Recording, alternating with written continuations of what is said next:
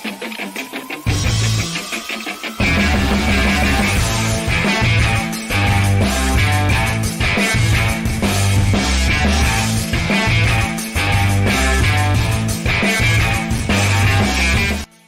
is up, RotoGrinders? Happy Friday. 2 hours, 2+ hours of nonstop MLB DFS conversation. It starts right now.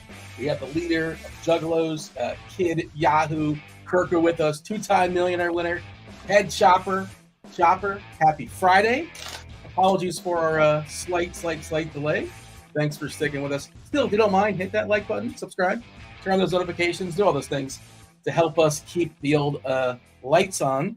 And to help Chopper keep on giving out the old knockers, we got the BBP suggestion of the day. We got the Juggalo bombs coming later if you hit enough likes. Chop, Friday, how are things in your world? Going pretty good, Dean. I would say I have a question for you, Dean. Are we going to do the trivia thing again? So it's Fleet Thursday. So on Thursdays we do athletes, and it's Movie Monday. So there's no movie. Oh, yeah, I'm sorry. I can make some just for you if you want. I enjoy it. I like doing it. But today, on Friday, it's Freebie Friday, Chop. It's Freebie Friday. What is today's freebie?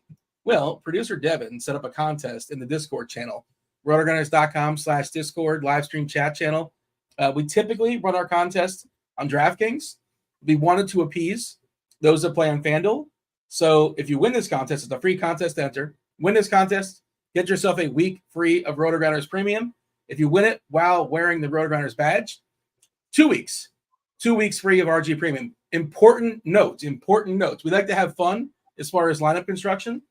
The rule is, there's one rule. You got to roster two catchers. Two catchers got to be in your lineup to win. If you win and you don't have two catchers, Devin's just going to go to the next guy. So you must roster, you totally spot, obviously, but that is the catch today. You got to roster two catchers in the FanDuel contest. Spots are limited, too. I think it's just 40 or so spots waiting to be claimed. So go ahead and jump in the Discord and join that contest. But Chop, yeah, Movie Monday and then Fleet Thursday. You got to wait. You know what it is? If you don't want to give the people too much. You don't want to give it to them every single day and they'll get bored of it. That's what it is. You can't spoil the people. I don't know. Well, I was looking forward to a little trivia. Now that I got it, your system down, I feel like I got your system down. And so, I was looking forward to doing the trivia and getting you on like the second or third guess. But I guess I got to wait till, next show. Oh, man, I might never do the trivia again because I don't do shows on Monday and Thursday usually. So that's rough. You can watch the shows, Chops. You can join and hang out in the chat. You can win yourself some premium. I don't know. That might not happen. But, Dean, it's a good Friday. It is what it is. Got a big slate here we're going to get to. Some tierings, tier rankings, all kinds of good stuff today. So, it's going to be fun, Dean. I think it's going to be a good show. And we got the dynamic duo here. Me and Kirk Deese are in the house, and people love that. And, a little special treat for them today. Oh, big treat. Big treat for the people today coming up. Wait, a lot of work went into it. All I can say is I'm blown away. I'm blown away at at how good someone is at producing things. You'll see. Huh. Oh, do we have a graphic for Juggalo bombs or something? What are you teasing here? I feel like you're teasing something I'm not aware of. You'll see. I can't give much more than that. Just roll with the show, Dean. Roll with the show. Or is this like a joke on me? Is that what's happening? All right, fair enough. I don't know. I honestly don't know what's happening. I wasn't going to go anywhere. I can't leave the show. I wasn't going to go, but now I'm definitely not going to leave. I'm going to stay tuned because now you got my curiosity. How many likes we got? I mean, we just started the show. This is like when we get the fewest amount of viewers, I imagine. How many viewers do we have, and how many likes? We're actually already at 41, which is pretty good for early in the show. There you go. How many people are watching the show right now? 160 on YouTube and 200 on Twitter. Guys. Let's get this thing up to 100 likes, and we'll surprise Dean with a little gift. How about that? Let's get this thing up to 100 likes, and Dean gets a gift. Steve, are you in on this too? Like, what is going on? I have no idea what's happening. Did Steve turn on me? I'm not sure. No. There's no turning, Dean. I was given Jesus clip made. All Let's right. just get 100 likes. Let's just get 100 likes. By the way, Kirkwood, you're looking pretty blurry. Just a heads up. I'm not sure if that's something you want to fix, or if you can fix in the fly. If not, all right. You've disappeared, and I guess you'll pop back in a second, I presume. Chop, give me a 13 gamer. Only so much time for nonsense. It's a weird 13-game slate, Chop, because like the pitching is not great, the hitting is not great. It's a whole lot of nothing. It's a whole lot of meh. I'm looking forward to our stacks and tiers later on, because it's really hard to separate some of these stacks. Last night I had my favorite team in the middle of the night. Like I kind of do my research, the day before, and it was nice to see Dave Potts was on my team as well. But I don't feel great about it. But we'll talk about it. There's a little tease later on as far as my favorite team on the slate. And I guess if you read Dave's article, you know where his favorite team is, and he'll be on later too for crunch time. I think it's Taylor. Yeah, it's Taylor and Cheese and Roth. Speaking of Roth, the one game where I really like the hitting, I like it the most, that's the diciest situation. It's currently yellow in Atlanta, yellow for the White Sox, yellow-orange for Kansas City, home versus Cleveland. Chop, what do you think? Yellow, huh? Yellow-orange. Ooh, it's working. I mean, yellow hasn't even been working out so well lately. Are you taking a shot at Roth too? Is that what? No. I'm just scared. You see, brings back flashbacks of the Boston game the other night. Yeah, well, it worked out for some people. It didn't work out for others. That's just how it goes. Yeah, I was in the others category. Yeah. Well, that's why you shouldn't be a homer. You shouldn't stack your team. Lesson learned. Chop, what do you got? Give me the man. That felt like a little needle like curve right there. No, it's not. And little, I was all over Toronto. Oh, no, you're a day too early on that. Last night they absolutely shellacked. Who was it? Rodon. Man, George Springer. Chop, give me the lay of the land. Give me your screenshot here. Again, 13 gamer. You can be picky. It's just the choices are not spectacular all around. But yeah, unless maybe you love it. Do you love this slate? Do you like this slate? You're running 150. You're running one. Definitely don't love it. I typically don't love a 13-game slate. Something big like that. That's a little bit too much. So you have so many options out there, and then on this one, there's not a ton of great pitching. Some good pitching at the top. Not a ton of terrible pitching. There's just a couple stacks for 13 games. My spoiler alert, the tier system, I've got only 2 teams in tier 1, and I kind of had to push them in there because I could not have a tier 1 team. So it's not that, it's not a bunch of great stacks and not a bunch of great pitching, but somebody's going to win some big money tonight, so it might as well be me, right? I like that you pre-rank. You take the time to pre-rank it. And does that stuff adjust depending on lineups and weather and things of that sort? But I guess you kind of have something to work off of. It definitely adjusts if we can get to it during the show. It definitely would adjust. Obviously, when we start seeing some lineups, especially Friday's usually not bad. Like it's Friday and everybody's typically going to play their number ones. You get to a Saturday afternoon game or Sunday games, and all the different lineups come in, and it definitely can get a little bit weird, or day after night. But on Friday like this, we've got everybody at night just about, and so we're usually pretty good. But yeah, you got to adjust for lineups. You have to, Dean, 100%. Speaking of, a couple more coming in. A bunch of lineups have come in so far. We just got the Cubs and the Mariners. Cubs is Horner, Bush, Bellinger, Suzuki, Happ, Morel, Swanson, PCA, Crow Armstrong, Amaya in the 9-hole. Seattle looks pretty standard. Crawford, Rodriguez, Raleigh, Garver, Canzone, France, Polanco, Haniger, Rojas. Luke Raley is the one that's not in there that was projected to be in there. 13 games, Kirkwood. It's tough to make one lineup on 13 games. I imagine you have one main lineup today. Is that the strategy? How do you feel about it? Give me the overview on the slates. Yeah, I even said in a secret chat that I don't really want to play on DK today because I don't like it. This is like a max entry slate. Like Chop said he had to fit a couple of guys into the first tier, or one.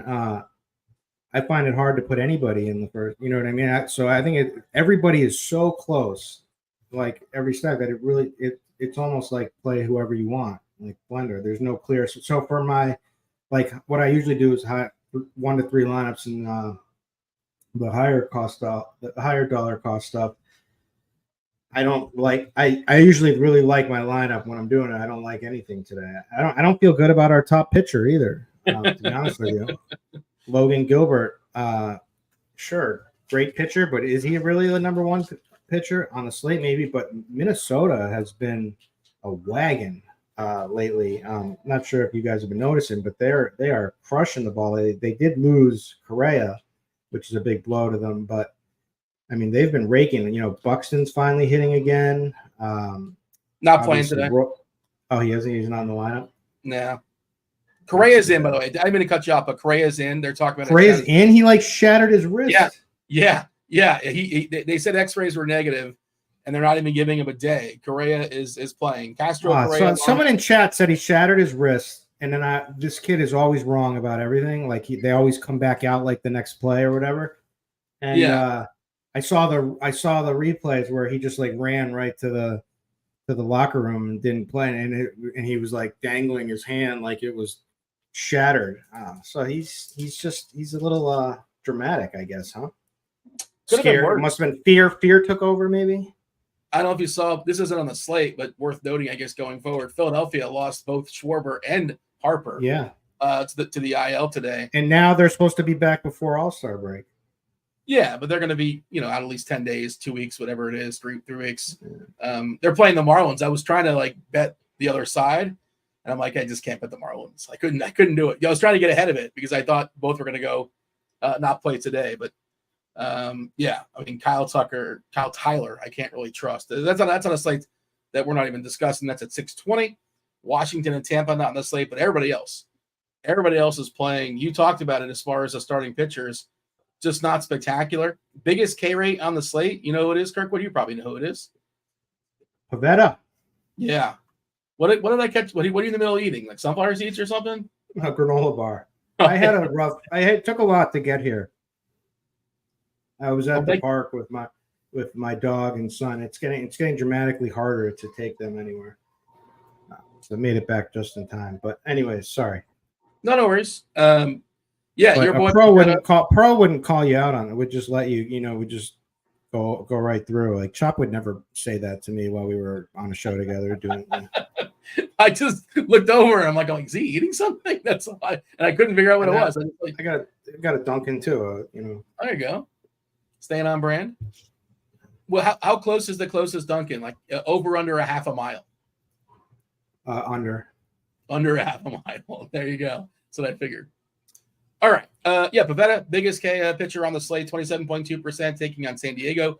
No Tatis, but tough ballpark, obviously. And then you kind of alluded to a couple other pitchers, like Bailey over, 25.2%. It's a fine K rate, but not like amazing. Logan Gilbert's 24.6. I skipped over Scherzer only because it's his second start. He probably doesn't throw maybe 80 pitches or so, give or take. And he's taking on Baltimore, one of the best teams in baseball. So I'm not going to play Scherzer. I don't think there's going to be a lot of interest there. But, Kirk, what is your thoughts as far as pitcher? Because, we're seeing Ober coming in at 32% at Seattle. Good ballpark. They give you some Ks. Gilbert on the other side. You can play both pitchers if you want to go double barrel at 28%. Morton at 21%. 40-year-old Charlie Morton. Slate Ciccone is looking like the cheapie just because he's facing Oakland. I don't really love that at 15%. I kind of like Drew Thorpe more. We'll have this conversation. And I think maybe there's another cheapie you can consider, Dakota Hudson.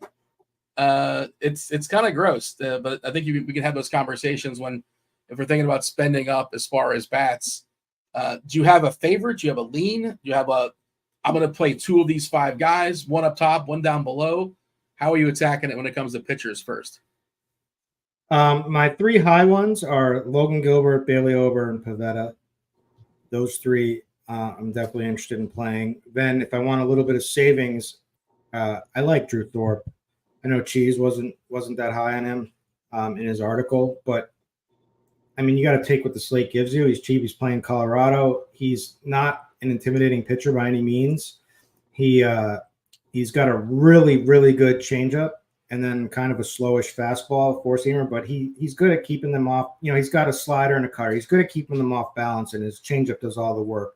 Now he's been walking. His walks have been way too high, but you got to, you know, as he gets more comfortable, you got to assume that that's going to come down, or at least that's the way I'm looking at it today, because I'm poking holes in everyone, and it's the matchup. And also, you know, Colorado, 3rd in K percentage, 30th in WRC plus against right-handed pitching, and they don't walk a ton. They're 26th in walks versus right-handed pitching. So he's got me, like, if I want to save some salary, he's the one. But, you know, you're not even really saving a ton of salary with him. Then the next guy, you know, I did salary savers today in rankings, and I begrudgingly took Montas as the last one, just because he's dirt cheap and has some, you know, has flashed some K upside in the past, when he was at Coors, and you know, his swinging strike rate is almost 10%, which is good on this slate. if you want to break down the swinging strike rates, you got Gilbert, Blanco. I'm interested. I want to get Chop's take on him. I know Cheese thinks he's very just being very lucky because he's 4.19 Sierra and stuff, but he looks pretty good to me. So I'm interested, but I want to hear Chop's take on that. But yeah, there's not a ton to love. All right, I got some thoughts, but I'll throw out the Chop first. If you want to give your thoughts on Blanco, it still feels like he's overpriced. Just, you know, is overperforming so far, and yeah, everything says as far as the metrics, the Sierra is, you know, way higher than his ERA. The left on base has been super lucky. The BABIP, I think, is like in the 150s, if I'm not mistaken. 182. It's still pretty absurd. 88% left on base percentage. But Chop, yeah, that's your team, Houston, as far as Blanco. Good ballpark to pitch in. A lot of names. Have you narrowed it down, Chop, or is it like maybe you're filling out your hitters first and whatever two pitchers fit? What's the strategy? Nah, there's so many hitters. I think you better go ahead and get your two pitchers in there that you find most likely to give you a good performance tonight based on their price tag. So yeah, I'll do that. And yeah, you know, it's narrowed down. I haven't like put them in my lineup yet, but some of the same names Kirk you mentioned, you know, they're fine. Logan Gilbert, I think, is my top guy, just based on being at home, and Minnesota's red hot. Yeah. But, you know, maybe this ballpark, they take a step back, and Gilbert's there's just not a lot to like out there. And his metrics are as good as anybody. He don't walk anybody, strikes guys out, and all that good stuff. So I think Gilbert's one. I think I'm going to lock Gilbert in. Some of these guys, I would love to play Logan Webb tonight, actually. I like that. I don't like that. I don't like the Dodgers right now. I really don't. And but problem with Webb might be the price tag on DraftKings seems a bit high. Like, I don't know if I want to go that high on Logan Webb, but I think he's good. And then, you know, Bailey Ober is going to get all the steam ownership wise, because he's got the rainbow right there in front of us on the lineup HQ, and that's always going to drive the ownership up. Blanco is interesting. I don't play him at this price tag, but yeah, I mean, you know, he went in the off season, and he changed his delivery, and it's given him a little bit more control, and he got the changeup working, and that helps him with the left-hander. So I think it's repeatable, and I think he's solid. And some of the stuff you just gotta, like, sometimes when the xFIP and the Sierra don't match the ERA, yeah, it could be a big tell sign. Sometimes it's just that's in itself is a little bit, the numbers can be a little skewed or flawed. I don't know. But so I don't know if he's that much of he's not a 2.34 ERA guy. No, but I certainly don't think the way he pitches, I don't think he's a 4.2 xFIP guy either. I think it's somewhere in the middle probably. So I think he's fine. But the price tag is a bit much. But I'd be interested to hear, like, one guy who's just had an awesome year this year, but he gets the Yankees tonight. Yeah. The numbers are as good as anybody on the slate technically when you look over all the categories. So I'd like to get Dean's opinion on Coochie. What do you think about Coochie, man? Kikuchi. Coochie. He's Coochie. Otherwise known as Coochie. You say. There was a social media clip where somebody put that together with the Lisa Loeb song "Stay," and I don't know if you know the first words of. It's worth looking. It's worth finding. This has popped in my head. You say Kikuchi. All right. It's the Yankees. The Yankees are tough. I don't know if I guess do we like it or do we not like it? Let's check out this Yankees. Let's check out this Yankees lineup. Yeah, let's backtrack on the Yankees are tough for just a second. You mean Aaron Judge is pretty tough? So is Juan Soto. I think Volpe is all right. He's fair. He started off the year on fire. Top three. They have number 2 and 3. That's all I really care about. Judge and Soto, and then Volpe is good, and he's annoying in the bases. He's okay. He's no Gunnar Henderson. Well, yeah. Who's Gunnar Henderson? He's awesome. He's like one of the best players in the league. Not everybody's got Gunnar. Torres kind of isn't very good anymore. I'll give you that.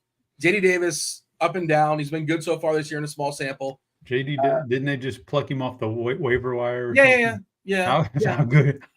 How good could he be if not 29 other teams had no interest in him? I added the qualifier in a small sample because I'm not sure JD Davis is good. To be clear, they're without Rizzo. He was being terrible. I think he's not good. What? He's been around a long time. I think we know what he is. He's probably not good. He's hitting cleanup, which is alarming a little bit. And I'm not here. I actually like the call for Kikuchi for tournaments. I think I was debating between him and somebody else when I was doing my rankings today. I think I put him 8th, but I can't recall if I did. Was it him or somebody else? In any event, Verdugo is just a ground ball merchant. He can't get a hit for the life of it. Well, left on left, he's brutal. Ever since he hit a home run in Fenway and acted like he's the man. A revenge game. Jahmai Jones, I'm not buying it. That's not great. Trevino's been really good as far as power against lefties this year. 197 ISO, but there's not a lot of strikeouts. I guess there's some yes and some no. Judge, Shore, Davis, Torres, Jones, but like. The Stanton thing is you're trading off the power for a little bit less Ks. So I do think you can play Kikuchi. One of the better K rates on this slate. A lot of his thing is just like if he can survive his homers. There was that game against Boston where he had 7 strikeouts to give up 4 home runs. That's just what he does sometimes. So he's not my favorite, but I think he's very playable. And this Yankees lineup is not great. It's not great. Jahmai Jones sounds like an MMA fighter. He's terrible. He's terrible. He's young, but he's he's barely had any at bats right now. So. Yeah, he's a big prospect. I don't think he's a big pro. Where is he in the system? He's up there because there's a Yankee fan in our chat who keeps talking about him. It doesn't haven't we realized by now the Yankees prospects get bumped up just by the fact that they're for the Yankees? I mean, what about Dominguez? Do you think he'll be? I'm still waiting. He's been hurt mostly this year. What do you think about Jackson Holiday? Ooh, there's a good one for you. He's going to be good. You think so? Is he? Or is he going to be one of the biggest busts of all time? One of the biggest busts of all. That's not even possible. Like he wasn't like a number 1 pick. Like that's his ceiling. He's like their number 1 prospect.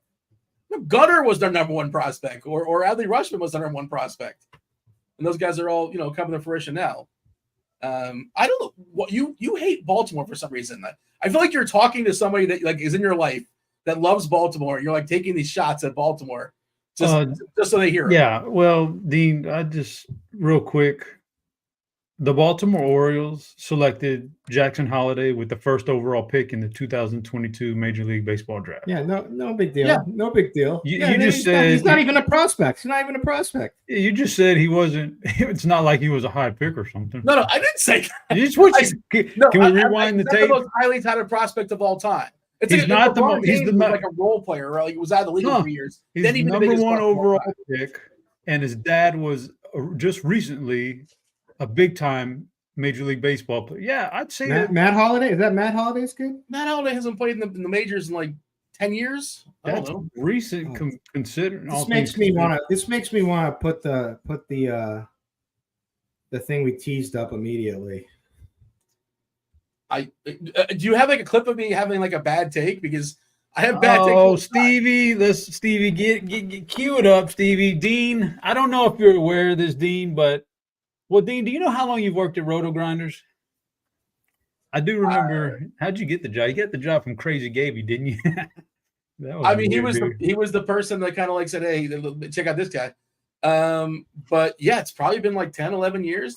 Is it? Do you have a clip of me with Gaby? Is that what you have? Dean Shavelson has had his fill of bad takes and bad decisions over the years, like his opinion on the Dodgers leadoff hitter, terrible taste in movies, and who could forget the worst mustache in history.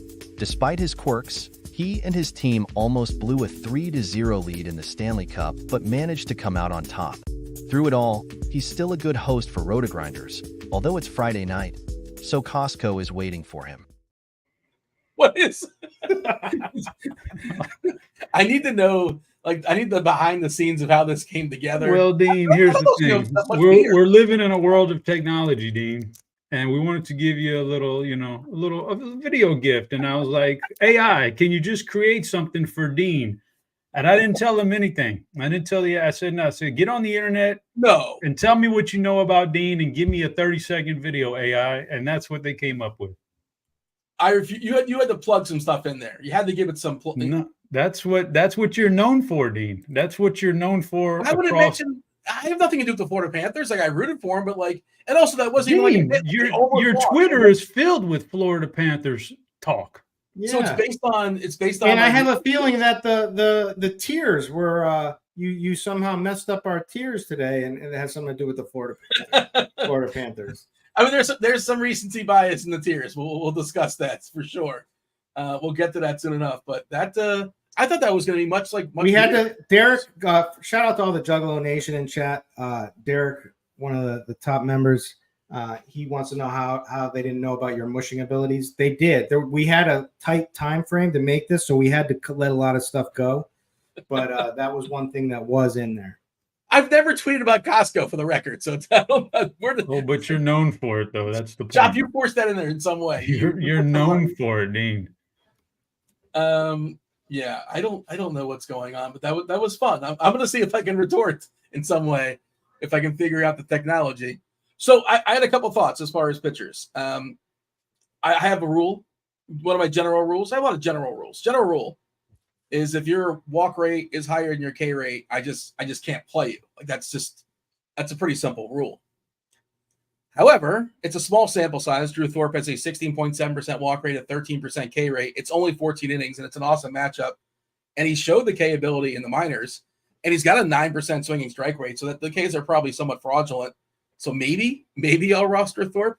And while it's not lower, I'm considering Dakota Hudson with his 11% walks and his 11.9% Ks, just because he's been better on the road outside of Colorado. And he's cheap and he makes stuff work. And I don't really love the pitching slate in general. So those guys are in my pool. If I'm desperate for salary, I'm not happy about it. If I have all the salary in the world. Oh, I should mention this as well, because they're asking this in chat. We have a lot of extremes tonight. I don't know if you saw this. And it's Friday, new series. This stuff might change. But as of right now, boys, there's 5 or 6 or 7 different extreme umpires. A bunch of extreme hitters umpires, specifically. Kenta Maeda, extreme hitters umpire. Plesac.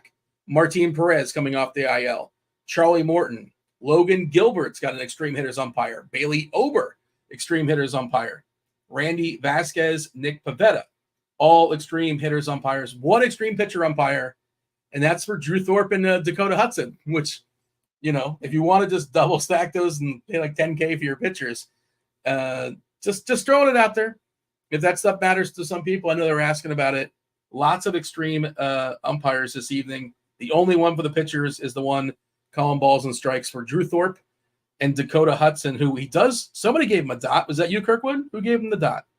Are you kidding me? I was on Salary Savers, and I certainly did not give him a dot. Squirrel gave him a dot in lineup HQ. Other takes as far as pitchers, we do have to move on because we have a lot of stacks to talk about when the stack game kicks in. So I just want to say one more thing about Thorpe. If you just look at his last start, he was totally fine. He went 6 innings against the Tigers, just 2 hits, 0 earned runs, 4 walks, which was bad. He had 5 Ks. He had 11 swinging strikes. He had a 30% CSW. He threw 94 pitches. His changeup was on. And I think there's room for improvement there. So the start before that, I think it was against the Diamondbacks, who just absolutely shellacked him. It was just horrendous. Like, you got to give these young kids a pass. Actually, I don't even know his age, but you have his age? But you usually do. You usually have their age when I said make an age comment. He's 23, I believe. Okay, young kid. So I give him a pass. I'm ready to, it's the match. This is as good as it gets from a matchup standpoint. I mean, we've seen some horrible pitchers put up great lines against the Rockies, so I think that's the way to go. Chop, what else we got as far as a slate when it comes to pitchers? There's a whole bunch. I'm giving a refresh when it comes to ownership. We did get a new batch about 10 minutes ago or so. Let's see if anything actually changed dramatically. I'm pulling up DK right now, 32% for Ober. Logan Gilbert, 28%. Morton, 20%. Ciccone at 9. That's the one I really don't like. Slate Ciccone at 19%. I guess, sure, he's cheap too. He's kind of in the same bucket as Thorpe and Montas and those guys. Montas getting 13% outside of Cincy taking on St. Louis. Pavetta 12, Blanco 9. Chop, any strong leans? Kikuchi 5 is kind of sort of something interesting. Scherzer getting 4%. We're expecting 77 pitches to be thrown by him. To me, that's just not enough. There's no discount in the price. He's 9K, and he's taking on Baltimore, who has a bunch of great prospects that have come to fruition. And of course, not playing tonight, but Holiday is going to be one of the best players in baseball in a couple of years. This is DFS. We don't care about today. We do care about today, but just put that one in your back pocket since Kirkwood wants him to make terrible for some reason. Anyways, Chop, what do you got as far as what the hell was that? You were taking shots at Jackson Holiday for no particular reason, and I'm like, well, he's going to be good one day. He was terrible when he came up. He couldn't even. Chop could hit better than he could, and that's not on Chop. It's not in Chop. You just defended Drew Thorpe, who stunk, but you won't defend Jackson Holiday. What's that? He never did anything. Thorpe had a good start. He's actually had 2 good starts, decent starts. One, in his last start was his best so far. Holiday couldn't hit the ball. Couldn't even make he made a couple of couple of shots. What did Jackson Holiday do to you? He didn't do anything. I lost money because his Orioles fan kept saying bet his home run prop. Bet his home run prop. Bet his home run prop. All right. You want to know how pathetic this guy? You want to know how pathetic this guy is? Jackson Holiday? No, he's an Orioles fan, and then he claims that because he doesn't have an NBA team, he's a Denver Nuggets fan, and because he doesn't have a hockey team. Like, shouldn't he be? He's from Was he a Panthers fan? Baltimore area. No, he was rooting for Edmonton. That was his team. But shouldn't he be like a Capitals and a Wizards fan? He's on Edmonton. I'm out. He lost me. Rooting for the greatest player in hockey, like rooting for the chalk and McDavid. Anyway, McJesus. Where do you think I learned the name McJesus from? That's you weren't aware of his existence until you're. No, trust me. I hate hockey. What a terrible take. Chop, pitchers, anything else that needs to be said? You want to give me a summary? Yeah, Dina. There's one more thing that needs to be said here, which is can we just go ahead and fire this U.S. soccer coach already? He stinks. It cost us the game yesterday, Dean. If we're going to move forward as a nation in football, we got to have a better man in charge. Let's just make that change already. Well, the red card was egregious. That was on the player. That wasn't on him. I can't speak to the coach, but the red card that put him down to 10, down a man, was just a poor decision. You concede that, and he's gone if they lose, obviously. Yeah, sometimes like when your favorite NBA team just needs to lose out so you can switch coaches because it's the right thing. We just go ahead. We need to go ahead and get trounced by Uruguay and switch out coaches, Dean. Well, so now you're rooting for Uruguay because you're thinking big picture. I might be, maybe if it's for the greater good, Dean. It's like the old saying, Dean. If you had a chance to kill baby Hitler, for the greater good, would you do it? All right. Chop, anything as far as pitchers? I didn't know you were a soccer fan. I had no idea. I'm not. This is all stuff I learned in the last 12 hours from our secret chat. See, Dean, you made fun of it. You made fun of it, and it's bringing us all better equipped for hockey and soccer. No, let's talk the debate last night. Did anyone watch the debate? Yeah, let's talk that. Yeah, it's a great conversation. Why not? Because that's not what this show is. Maybe. Honestly, Dean and his 10% of everybody and his bad takes could be a better president for this country than either of those two guys from last night. Well, there you go. Shavelson, 2024. Who wants to be my running mate? Who would you pick as your running mate? I have a dark horse that I think that you would pick. You know who I would pick? Your friend in the secret chat. He's a big Baltimore Orioles fan. That's what I'll pick. There you go. Let him know. Notify him. Give me an email so I can give him a heads up. Chop. Anything else as far as pitchers? Yeah, they stink. They all stink. You know, they're terrible. They're terrible tonight. So play whoever you want. Kirkwood, anything else to add as far as pitchers? Just there's really not a ton of difference in looking at them all. I think Bailey Ober is probably the best play from the strikeout upside. I like Thorpe if you need to save some money. I think you can potentially get away with Frankie Montas, but I think some also going the safe route with someone like Logan Webb could work out pretty well on this slate. And I don't want to play Logan Gilbert against Minnesota right now, but you might. Yeah, I still might end up doing it, but I don't really want to. All right. Let's go ahead before we talk about some stacks. Let's get the chat talking. I did tiers for stacks. A little bit of help from Chop, actually. I think you guys chimed in. I just wrote the idea. Best father-son combination all time, all sports. We power ranked father-son, all sports. Let us know the best and worst father-son combinations. And you can think about that as you watch this video from Will. It is Boom Fantasy, folks. We're headed into the weekend. I've got two plays for you. First up on the docket, folks. This is Randy Vasquez. He's facing the Boston Red Sox. A prop of 4 strikeouts. Folks, we're taking less than that projection. He has a 9% K rate to lefties this season, and he's going to see his fair share of lefties going to a late game. Folks, it's Bailey Ober. We've seen it all season. The Seattle Mariners, while they have power, are one of the highest strikeout teams in baseball. Bailey Ober sitting at a 6.5 strikeout prop. We want more than that projection against the high strikeout Seattle Mariners. All right, folks, let's spin and win and see what we end up with. Oh, it looks like we've got a 2x today, but we see 3.5x consistently here. If you want to put a little bit more boom in your fantasy, use the promo code GRINDERS and get up to a 100% deposit match, up to $100 in the form of a free entry. We'll see you back here next week. Give that man a round of applause. What a video. That got me. That got me hyped, D. I'm ready to do some player props now. And props to Will for taking time out of his busy schedule, coaching the girls basketball, softballs, or whatever. I don't know what he's, something like that. He's coaching something. He's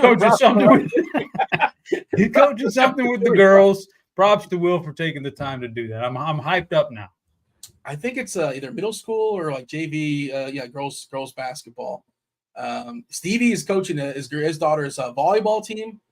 Chop, have you ever partook? You have some kids of a coaching age. Is that something you ever dabbled in or not so much? Coaching? No, hell no. I can barely stand my own kids. No way I want to get around like a dozen of them and they don't know what the hell they're doing out there on the basketball I can tell you court. this right now.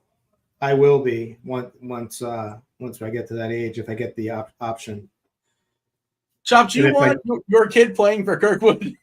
I will get thrown out of a couple of games potentially if I get my temper just boils sometimes. I would say no. If I walked out there for the first time and saw Kirkwood as the coach, I would say no. And I say that respectfully because I know his competitive nature and that it's too much. It could be too much. It could be overwhelming for the kids. So I kind of might, He's got a little Buttermaker and a little Bad News Bears in him for sure. I could see Kirkwood he'll have the passion and he'll be maybe too fired up.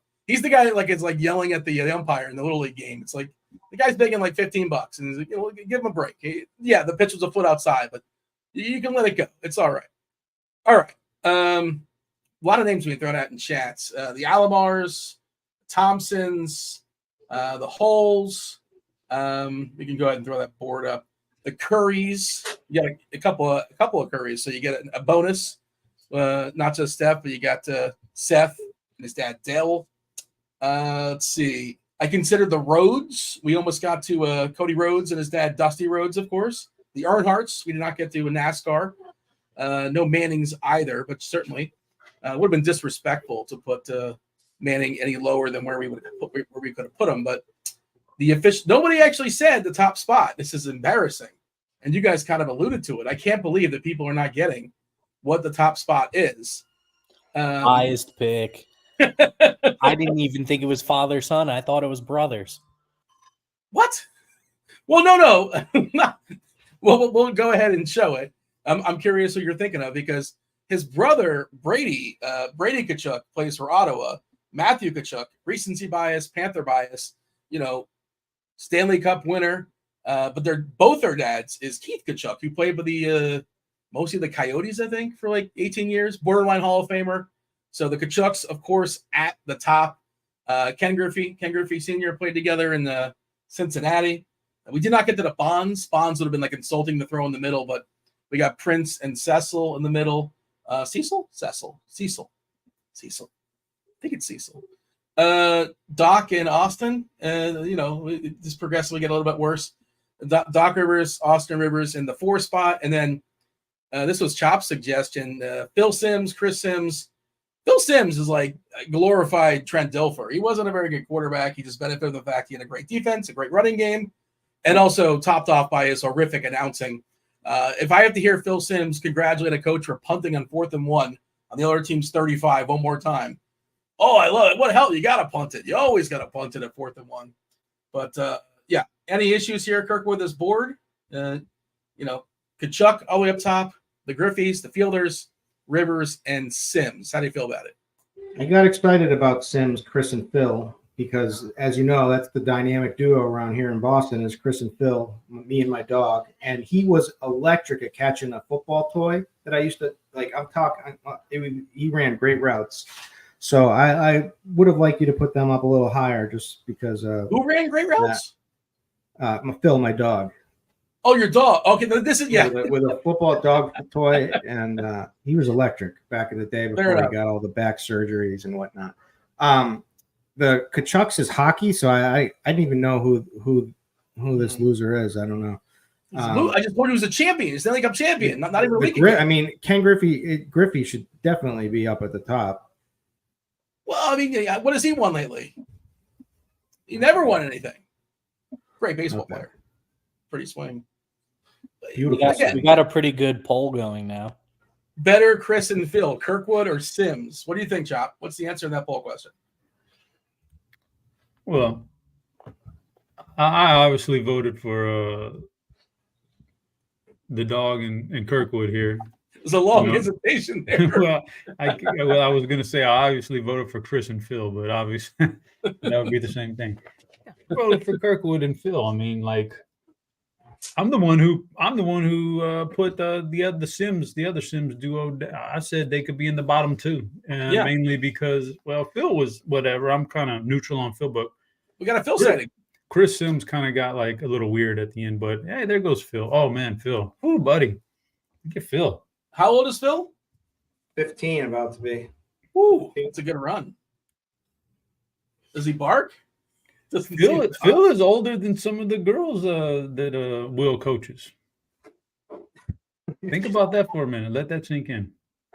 We are an electric duo. We've done it all. We've hit rock bottom together. We've had highs. We've done it all. All right, let's see where we at as far as my vote. I picked Kirkwood, but it really was for Phil the dog. But by association, Kirkwood, I did vote for you. And you are. I don't know what your problem is with me, Dean. I don't. It's getting old. I'll tell you that right now. You know what it is? You keep making fun of my Baltimore Orioles. I can't take it. I got to get in this chat. You're an Orioles fan, Dean? No, but they're fun to root for. I'm not a fan of any team, but I'd be happy if they won the World Series. They're a fun team. Oh, okay. All right. First Anyway, game. Dean. Yes. Anyway, this board is the Kachucks. Yeah. Right when you said that and you put that up there, I'm taking my name off this board. I don't want anything to do with this. Thank you. It's not And like Chop, did you see that TJ's board yesterday was who has the best board, who makes the best boards out of all of our hosts? He had Dean in the worst and dead last.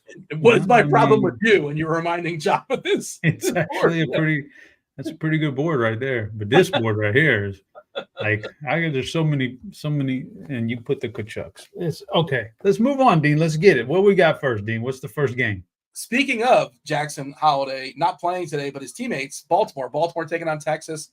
Scherzer versus Albert Suarez. Chop, you're going to go first. Producer Steve has already placed his teams where he thinks they're going to go, but you're going to shuffle them around.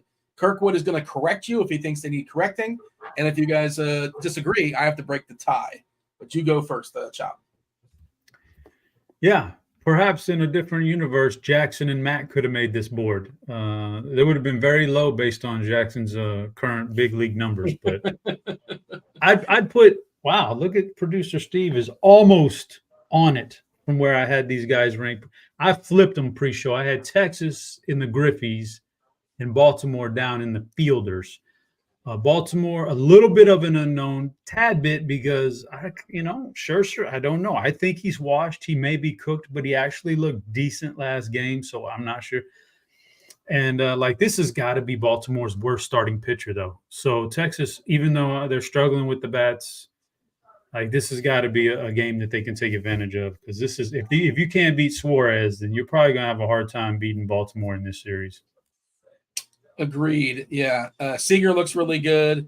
Adalis is still pretty cheap on DK. He's not been spectacular. He's not been his normal historic self. Maybe he'll turn it around this weekend. Kirkwood, what do you got? Do you agree with Chop and we can move on, or do you not agree?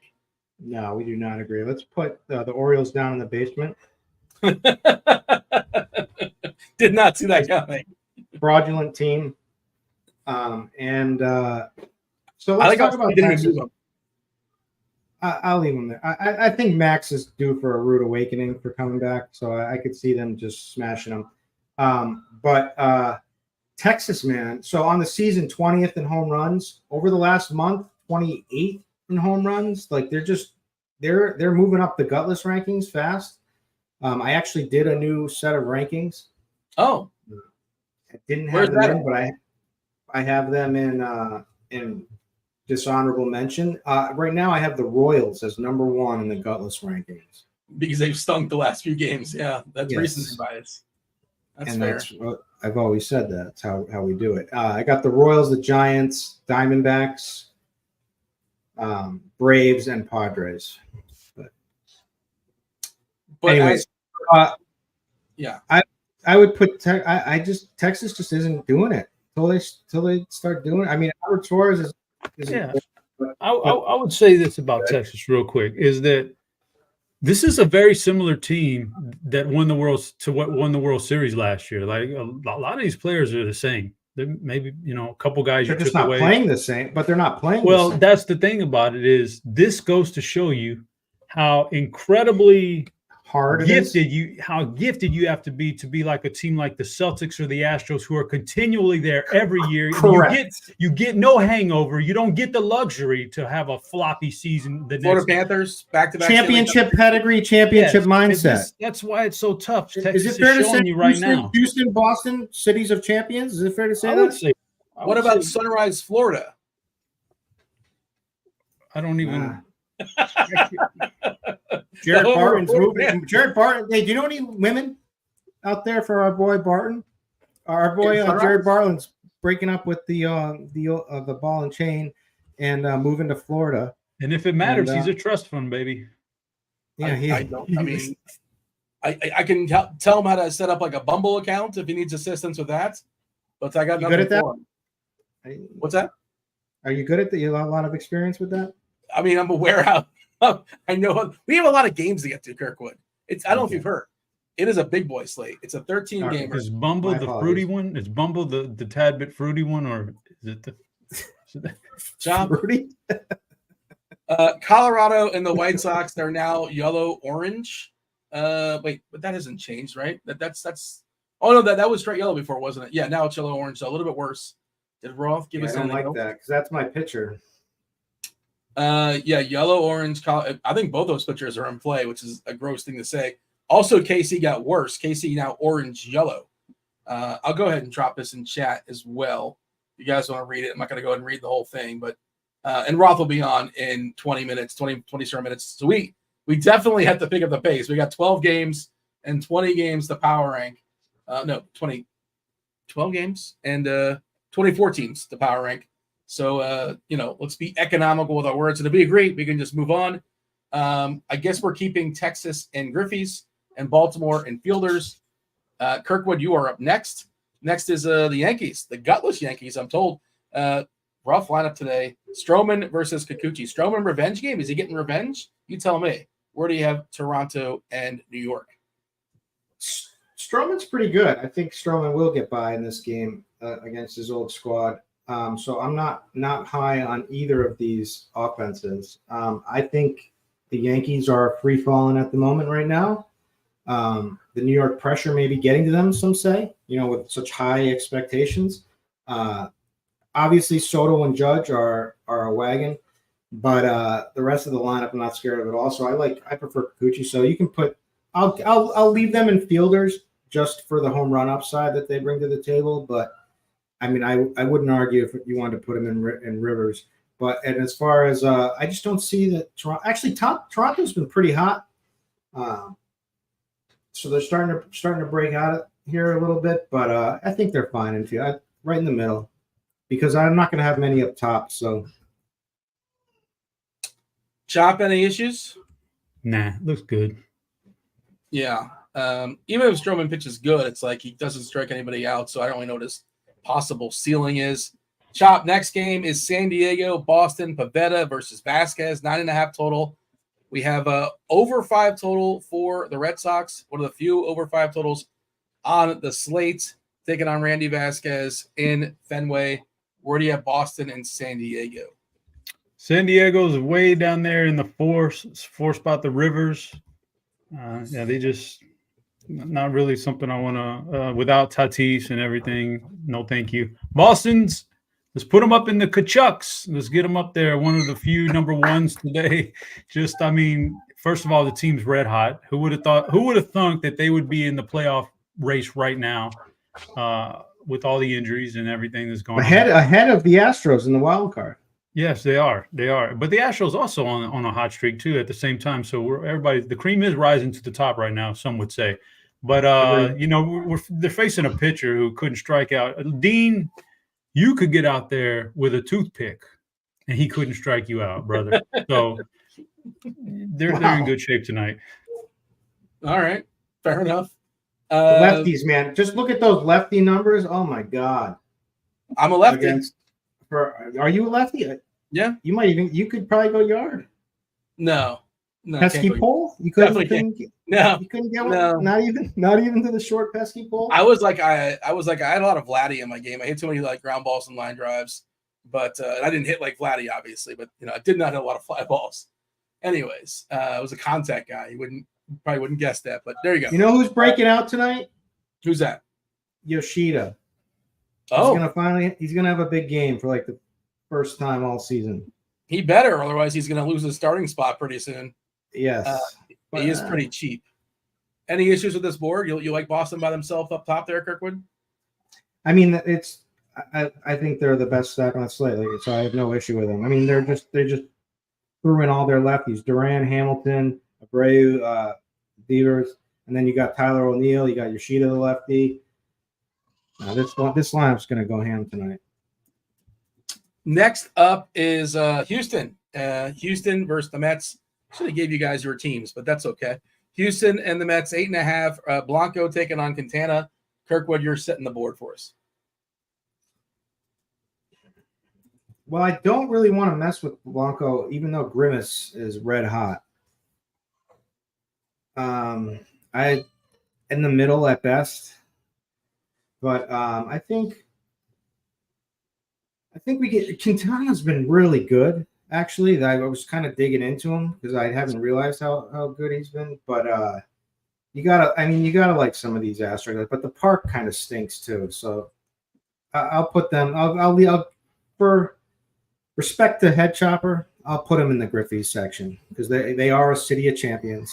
So I got to respect that. Chop. I had each one move down one tier. I had Fielders and Rivers in that order. Just I'm not like I do try to put my homerism aside for DFS, and I don't really want to pick on Quintana with this lineup, but you never know. We will agree with Chop and move on. Colorado versus Chicago, two teams we like to pick on, two pitchers we don't necessarily love the roster. I know Kirkwood's talking about Thorpe. I said you can theoretically roster Hudson. Now there is some dicey weather. Roth will talk about that in about 15 minutes or so, give you some more clarification, but we'll assume this game is going to go. 8.5 is the current total here. Chop, you tell me, where are we putting the White Sox and Colorado? Colorado stinks, and Thorpe, I think, has a lot more talent than what he's shown. I got him in the four spot, and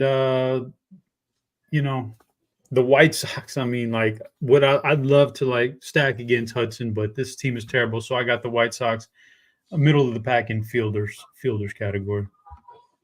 Kirkwood? Yeah, I love Robert tonight. I think that's a juggalo bomb. Spoiler. But yeah, Chop. I agree with Chop. Okay, we'll move on. Martin Perez coming back from the IL, taking on Charlie Morton in Atlanta. Atlanta's got an over 5 total as well. Again, not many teams that have that today. Atlanta does. Pirates, Braves, Kirkwood, go. Well, Martin Perez is coming back. Someone I have stacked against this guy more than anybody. Never works. And it has never worked. It is the definition of insanity. But then I see him and I say to myself, coming back in his first start, this is a great spot. And so I want the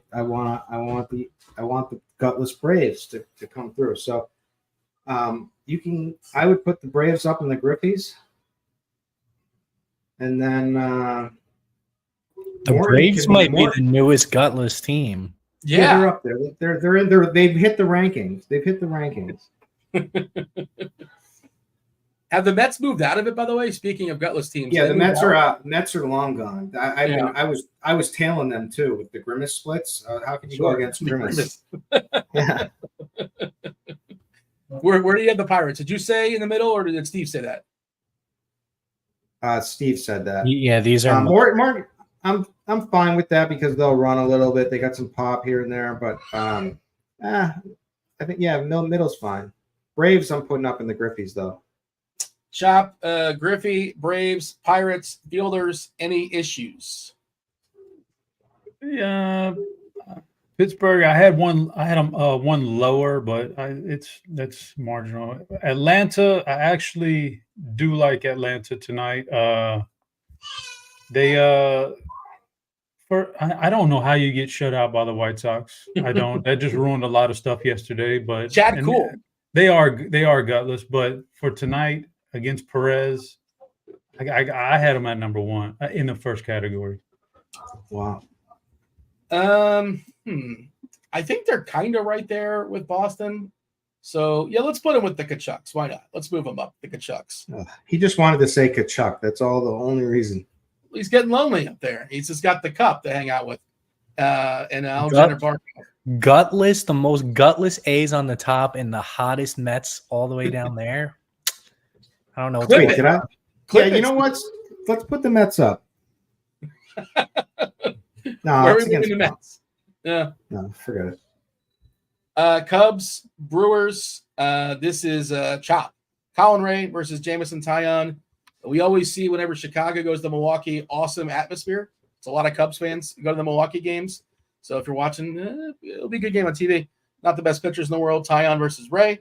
Chop, where do we have the Cubbies and the Brewers? Well, Dean, I had Chicago. I have both teams in the third tier, the fielders tier. I'm not even going to try to. I have a lot of teams in that tier, but Milwaukee, I didn't mind them, but I got a piece of their lineup. I didn't like two of the guys that are sitting out tonight. I would have rather have in my stack, so I'm going to put them in the third category. And the Chicago, they go very neutral because, theoretically, they're a good offer. They have some hitters there that should do something every once in a while, and Ray's nothing great I don't want to pick on. He's average at best. So I just got them both on that average category.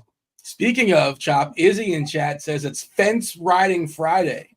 You're riding the fence, just throwing everybody in fielders. But the Brewers, you should put them in Prince Fielder, right? That's just how that works. I don't know if Izzy understands how this works. Nope. If everybody was a Kachuk or a Sims, what would we have? It's got to be the rankings would make no sense then at that point. Our word would be nothing if everybody was a Kachuk or a Sims. Didn't we come into the show and say that everybody kind of seems like the same? So I think I'm we're just a vessel speaking on behalf of chat. I'm just throwing it out there. You guys can respond however you wish. Every stack is very similar, a lot of similar stacks. So that's how I saw the slate. So I think this is perfect. I am the chat's muse. All right. Cam wants to know how the Papa John's was. We don't have time to halt the show, but I do want to know, Chop, what's your review? Speaking of mid, delicious. You threw a Papa John's right there. Delicious. Dean, they got these new Papa Bites. They're cheeseburger flavored Papa Bites. They were so good, man.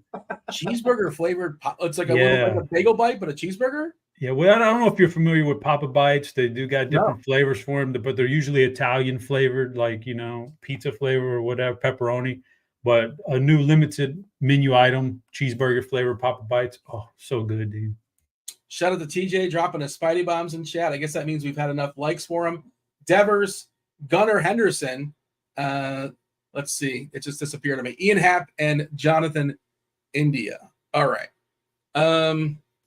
Now I'm getting thrown off. Did you rank Chicago and Milwaukee, Kirkwood, or no? I don't think you did. All right. Colin Ray threw 69 pitches in his last start. Do you know how many swinging strikes he had? 3. 0. That's not a lot. No. It's less than 3. Yeah, I like the Cubbies tonight, so I'm gonna put. I'm gonna put them up in the Griffies. Okay, I'll allow that. And Tyon is coming off an electric start too. Did you see his last start? I mean, they're few and far between, but yeah, every once in a while he still shows flashes. Yeah, he had 10 Ks in his last start, 93 pitches. Do you want to tell the people the team he did it against? I'm sure producers he took Grimace. took down Grimace, which is tough to do these days, especially. You know what? I could piggyback off and maybe get another start out of him in this one against the Brewers. But I'll put the Brewers in fielders. Okay, yeah, we're going to keep the Cubs and Griffey, keep the Brewers with fielders. Makes sense. Cleveland, Kansas City, 9.5 total. Some potential weather there. Again, Roth coming out about 10 minutes or so. We'll add some clarity. Cleveland, Tristan McKenzie, who's really just falling apart, literally, figuratively, as Dave wrote in his article today. He's pitching with that messed up elbow. He's a great teammate, and good for him for giving a go. I've listened to a broadcaster talking about how he doesn't want to let his teammates down, so he doesn't want to have surgery, or he wants to keep pitching. But I don't know, man. Eventually, it just seems it's not going great. It's not going great for him. And then Kansas City, Marsh on the other side. Kirkwood, this is your board. Royals, Cleveland. Yeah, if you ever want to see a sea of red, you look at plate IQ and just look at McKenzie. Like you said, he's been he had a tear in his throwing elbow, and for some reason he has continued to gut it out all season, and they have allowed him, and they keep rolling him out. So this is another primo spot for KC, and so we know what that means. We're looking at like a 3-2, 2-1 game. and they're number one on my gutless rankings for a reason. So I'm scared to take the Royals tonight, but they should. They should absolutely. So I'll put them in Griffey's. They should be in the Kachucks, but I'm going to give them a knockdown for being gutless all week. Chop. That's exactly where I had both of them. Okay. I have Kansas City with the Kachucks, but it doesn't matter. You guys agree. We shall move on. We got to speed up. Chop. Cincinnati, St. Louis. Palante versus Montez. 8.5 total. A bit of a coin toss. Say that Cardinals slight favorite here. It is hot in St. Louis by 89 or so for what it's worth. Chopper, St. Louis, Cincy. Yeah, all right. So Cincinnati against Palante, who is nothing spectacular, but then again, not giving up the fly ball rate's pretty low. I don't know that I want to stack against him all the way. And St. Louis against Montas. Again, Montas has his moments where he's still pretty good. So to me, unfortunately for the chat, I hate to do this, but I just don't have much interest in either pitcher or stack. So they have to go in the fielders, and that's the rules, man. Kirkwood? I kind of like Cincinnati tonight because you can run on Palante, and they're heating up a little bit too. But man, I hate dealing with their bottom of their lineup for sure. You don't have to. Yeah, I know. So I would put them in the Griffies with a caveat of just kind of the key top. Make it a skinny stack of like the top four. Look for stolen base and power upside. And on the other side, St. Louis has actually been much better as of late hitting, but in Montas is hit or miss. It's not the same. I'm rolling with him on the slate a little bit, but I still kind of like St. Louis. So I think you can leave them in fielders just so that some people can't see it on their monitor anymore. They need a second monitor, they've been saying, in order to see the teams. It is interesting, but nobody's hanging out with the Sims. We don't have one team. And that also kind of speaks to the slate. Like, you can make an argument, you can tell a story about basically any team on the slate, which is kind of wild. But I will agree with Cincinnati jumping to the Griffies. India's too cheap. Marte seems too cheap, and of course De La Cruz, great speed and power combination. I probably won't go 5, but I do like the 3 or 4. All right, Detroit, Angels, Plesac, Kenta Maeda. This is your board. Kirkwood again. Quickly. Detroit is cheap and should have some upside against Plesac. Who, man, if you wanted some numbers, just look at some of these lefties so far. I know it's tiny, but I mean, you got to be interested in a lot of these lefties that Detroit's going to roll out. Detroit can be gutless; they can be good. Riley Green is probably one of the top plays on the slate tonight, in my opinion. And you get Colt Keith, which is kind of an electric name. I think you like that name, Colt Keith. I think it's a country singer. Could be. Like, I think but, either it sounds like a country singer or it's like a legit country singer. I don't know country very well. I don't know either. Chop probably knows a little bit about country. I can see that. There's a Toby Keith. I don't know if there's a Colton Keith. Oh, maybe that's what it is. Maybe it's his son. Put him on the rankings here. Get rid of. I like Detroit and the Griffies. I kind of like both sides, to be honest. I mean, like you said, this is an extreme hitters ump too. You said. I believe so. Yeah, look, this is okay. There is such a thing as a game stack. I also said to do this quickly if possible. I don't care what you say.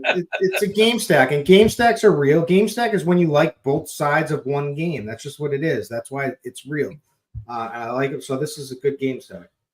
Put them in the Griffies for me as well. The Angels? Yep. Okay. So both teams in the Griffies. Chop. Any issues? Yeah, but we're short of time. Detroit looks fine. Angels I would have had in the Rivers, but they don't matter. Let's put them in fielders. Let's add one more team to fielders. Oh boy, here comes the chat on your ass. They're not going to be. Hey, it's on you guys. It's on This you guys. guy's got to get a second monitor for all the fielders in that He's going category. to be all right. You should have one already, to be fair. Chop, Oakland, Arizona, 9 total. JP Sears, he got his face punched in last time. Slate Ciccone, not great either, but Oakland not spectacular. They are getting a ballpark bump, and they have shown some power. And especially if Ciccone gets some ownership, the A's kind of interesting, maybe in the big tournaments. What do you have, Chop? Arizona in Griffey's. I don't mind the matchup. And Oakland for me, like I'm not going to play Ciccone, and I'm not going to stack against him very much. So I put him in the 3. Infielders. Yeah. Kirkwood, any issues? I could be convinced to play JP Sears, but no, I don't really have any interest. Issues with the rankings. Do hit that like button. Do subscribe. Do turn on those notifications. Crunch time coming in shortly. If we have enough likes, Chop's going to give you not only his knockers, but he's going to give you his BVP suggestion of the day. And I believe, Kirkwood, you have Juggalo bombs. You kind of teased No, earlier. today I don't. Today I actually have a Kirk Diggler dong of the day. Kirk Diggler. Okay. Do we have a graphic for that? I think we're working on it. It was we got to shrink some things, but Steve's on it on top of it. But man, I'm between 2. I'm going to say Riley Green for sure, and okay, I'll do a Juggalo bomb. I'll put Devers as my Juggalo bomb. Jamino in chat. Shout out to Jamino. He had a nice run with the squad ride. I think he won 4 in a row. He's saying, who the F is Phil Kirkwood? Do you want to tell him who Phil Kirkwood is? Wait, is Phil Kirkwood on the board? He was a part of the poll. Remember there's a poll running? There's a poll question.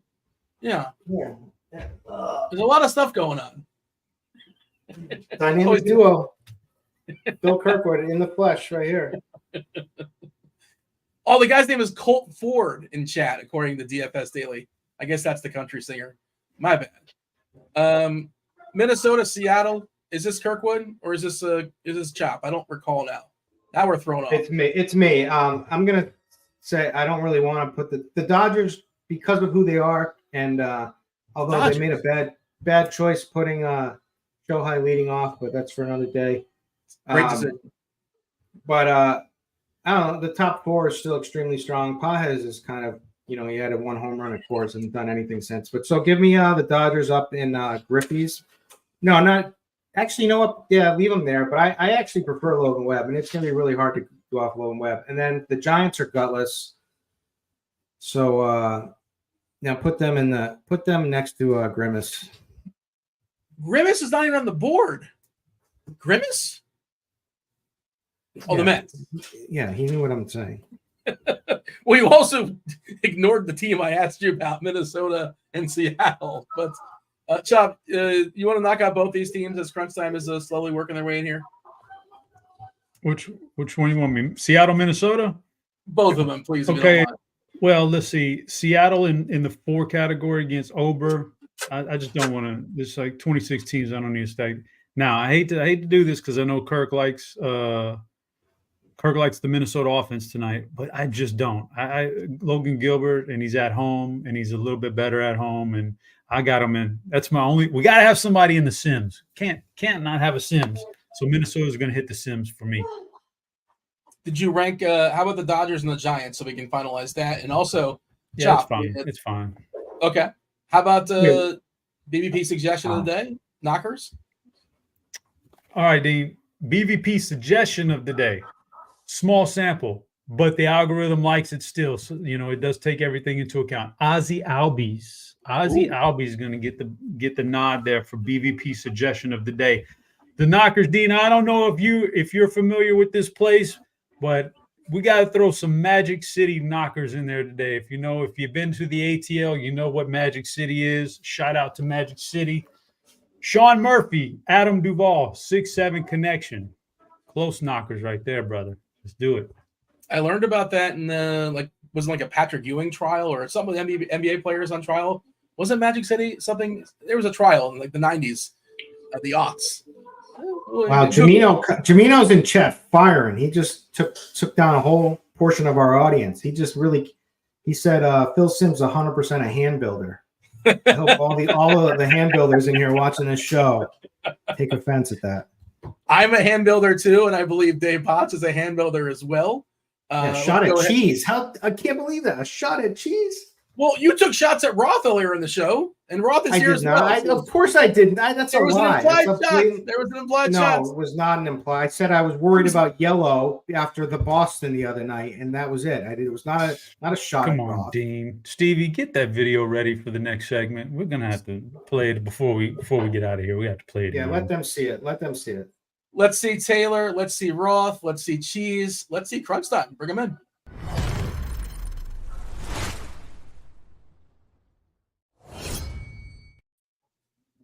Kevin Roth, Dave Potts, Taylor.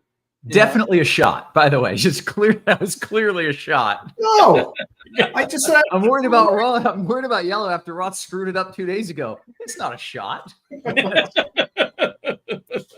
You're not going to believe this, Roth, but he did stack the Boston-Toronto game a couple days ago, and he couldn't. He doesn't take ownership. He blamed somebody else. Guess who he blamed? I didn't blame him at all. I blame myself.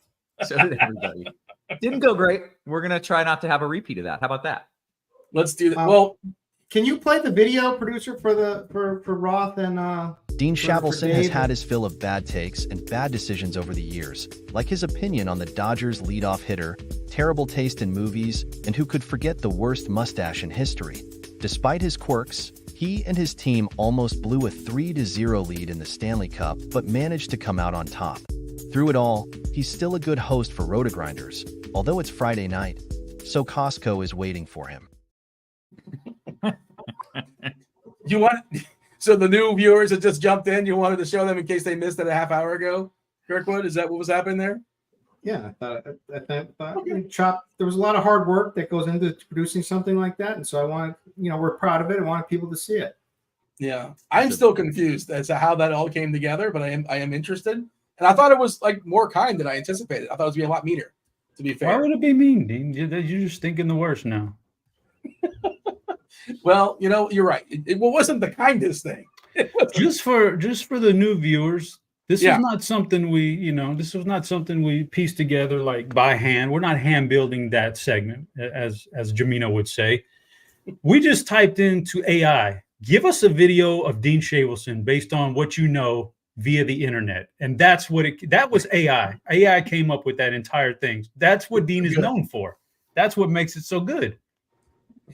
I want to ask AI this. Of all the things, like, you can make fun of Dean for some things, but how is his team almost blew the Stanley Cup? His team won the Stanley Cup. Almost blowing it. They won. That is not a knock on anyone. I made the same point. AI is not perfect yet. It will be in about 2-3 years. AI, but none of us AI will be here. None of us will be here. AI is certainly not perfect just yet. By the way, speaking of AI, we're gonna do one on Dave Potts for the next show. That's what we're gonna do. It's gonna talk about the Browns, isn't it? Sorry in advance, Dave. In 1999, Dave Potts said Tim Couch was the next great American hero. Yeah.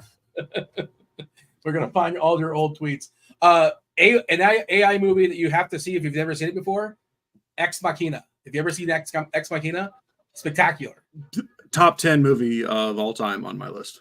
Dave, we just became best friends. I love that movie. When I went to see that movie in the theaters, I had no idea what it was about. That's my favorite thing, is go to a movie, not know what it's about. And I just sat in the theater for 20 minutes after, just thinking about it. It was fantastic. Yeah. I went back and saw it the next day. Going cold, and we just became best friends. That was spectacular. Anybody else see Ex Machina? Anybody see it before? Doesn't get talked about enough, but it's spectacular. There you go. And it's streaming somewhere, I'm pretty sure. Give that a whirl if you're looking for a movie this weekend. Anything else, Kirkwood, before you step aside and get out of here and make way for crunch time? No, good luck, everybody. That was Kirkwood. That was Chop. Hit that like button. Don't go anywhere. You got Kevin Roth. Some couple weather games. We're going to stay tuned for that. And we're going to stay tuned the entire time because we want to get all the takes from Taylor and from Dave Potts. Roth, it is all yours. Good stuff. Welcome to it, ladies and gents. It is officially crunch time. You know the drill. Two of the sharpest minds in the biz. We're going to take you up 2 lock We might take you through lock, give you some hitters, give you some pitchers, give you some stacks, give you some weather updates as well. We got Taylor in the house. What's up, man? Not too much. Feel like I haven't been on for a while, so glad to be back and excited about this really weird and pretty gross 13-game slate. Yeah, it doesn't seem like the pitchers are great just based on the names that are getting thrown my way and who people want to play. We'll talk more about that in a second. We got Dave Potts, Cheeseisgood, in the house as well. The man's so nice. He won the $1 million twice. What up, Cheese? Not much. Yeah, I hate this slate. It was the least fun I've ever had writing an article, and I've written a lot of articles. But I'm excited to hear Taylor talk about the slate, and I will just be here listening. That's good. You can nod along. That's what I do generally after I give weather advice. I just nod in. Sounds good. I like that. Hey, by the way, make sure you're hitting us with the thumbs up. It is free content that we're giving out here. And let's start with the forecast, because I'm sure a lot of people want to know what's the deal. Who can I play where? We'll start kind of at the low end and work our way up. I say in Atlanta, do whatever you want. There's a low chance of a delay from some pop-up showers, storms, typical Atlanta stuff. Do whatever you were planning on doing and just know there's a low chance of an in-game delay. Bringing it to Chicago now, I think that game's going to play. I think it's fairly likely they'll late start it, but I do expect that game will play. I'm not going to promise it. I put it down to yellow. If it burns me on a yellow 2 out of 3 days, that's really going to blow. But I don't think it's worth fading. I think it's going to play. That's the bottom line. The rain that's there now is gradually fading away, and in 2 hours it'll be gone. And the game's still an hour and a half from now. So 2 hours from now isn't that long to wait for them. I think the game's going to play, and that's that. Last but not least would be Kansas City. When I did the first afternoon forecast, models had thunderstorms popping over the ballpark from like 8 p.m. to midnight. And that was fairly alarming because these are downpours. These are severe thunderstorms. And then it updates every hour. And the latest hour, it was showing thunderstorms moving in at like 9:30 and being done by 10:30. So there's still a lot of up in the air and model land going on there. I'm to the point where, especially on a slate where maybe you don't love anything, if that's the game that you love, just play it, cross your fingers, and hope it works out. I don't think it's likely that you see an outcome, like, I don't even want to bring it up, like we saw in Boston a couple days ago where it was like second inning and you're done. Rain chances generally should be increasing later in the night. So the later you start to get in the middle innings, you've got a shot for a delay, start to get in the later innings, that chance climbs. But also these storms could just miss the ballpark and the game just plays with no issues whatsoever. So in tournaments, play it. In cash, if you just don't want any risk, then fade it. That's pretty much where I'm at. There's a chance that the game doesn't go 9, but right now I think the likely outcome is that it does. Alex says, what about that second batch of rain in Chicago if there's a late start? The model that I'm looking at, which I trust a lot more than like a weather.com model, doesn't have a second batch until after midnight. So it would give us a pretty solid window, even with the late start, to get the game in. I did happen to look at like weather.com, and it did have a second batch arriving earlier, but I don't really trust weather.com. So that's where I stand on the forecast as of now. These games are a little later, which means that after we hit lock, we still have an hour to look at fresh model data, look at radar, and I'll still send out tweets and let people know what I expect. But those are my current expectations, which I think essentially boils down to play it. And we can hit the scramble button, we can hit the alarm button if we need to an hour from now. But I wouldn't go into the build now avoiding those games. Is that fair? That is fair. Yeah. And that is good. I would say that a Kansas City game is probably one of the more popular spots for bats on the slate. I'm not going to change anything unless you say something worse in an hour. Okay. Did that feel like deja vu? Because that may have been pretty much what I said word for word 2 days ago. Oh, it's not, though, because with the Boston, that's where you started 2 days ago. But like 15 minutes before lock, you came in and sounded an alarm. Yeah. So, I mean, that's not at all, which if that happens, I will listen for your Twitter alarm at, 6:45 or whatever. Yeah. Okay. That's fair. That's what I've got. If anything changes leading up to things, I will let you all know. And of course, I'll tweet about it as well. But if you're just jumping in because you wanted a weather update, stay tuned, because we're not just giving weather updates here. We're getting DFS advice from literally two of the sharpest minds in the industry. So let's start there. Cheese, tell me, you said you didn't like the slate, but you got to do something. So where are you headed? We have a delay, by the way, in Chicago, right on cue. Okay. Again, late start and play is kind of the outcome that I expect, and that's in line with what I expect. So doesn't change anything. Okay. Anyways, Cheese, what are your thoughts here? All right. So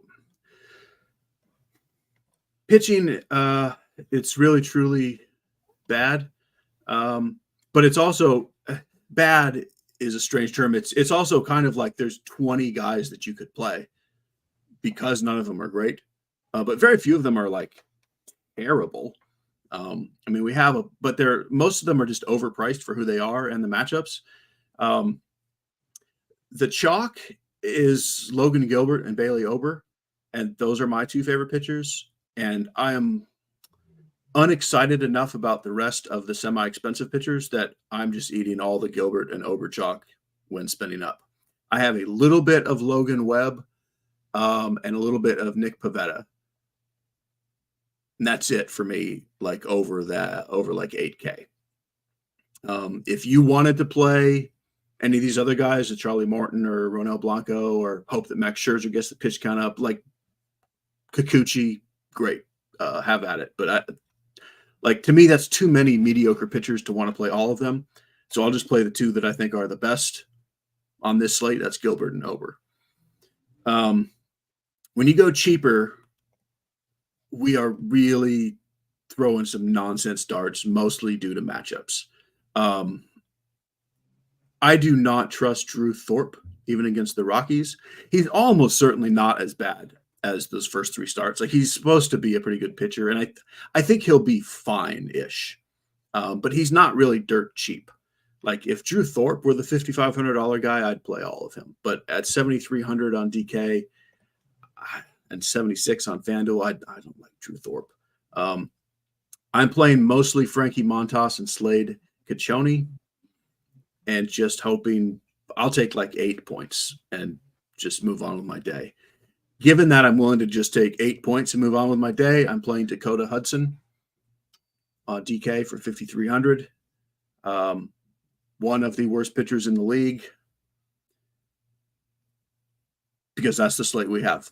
I would play myself for $5,300 against the White Sox today on this slate, and me and Dakota Hudson would get about the same amount of points, and I'd be fine with it.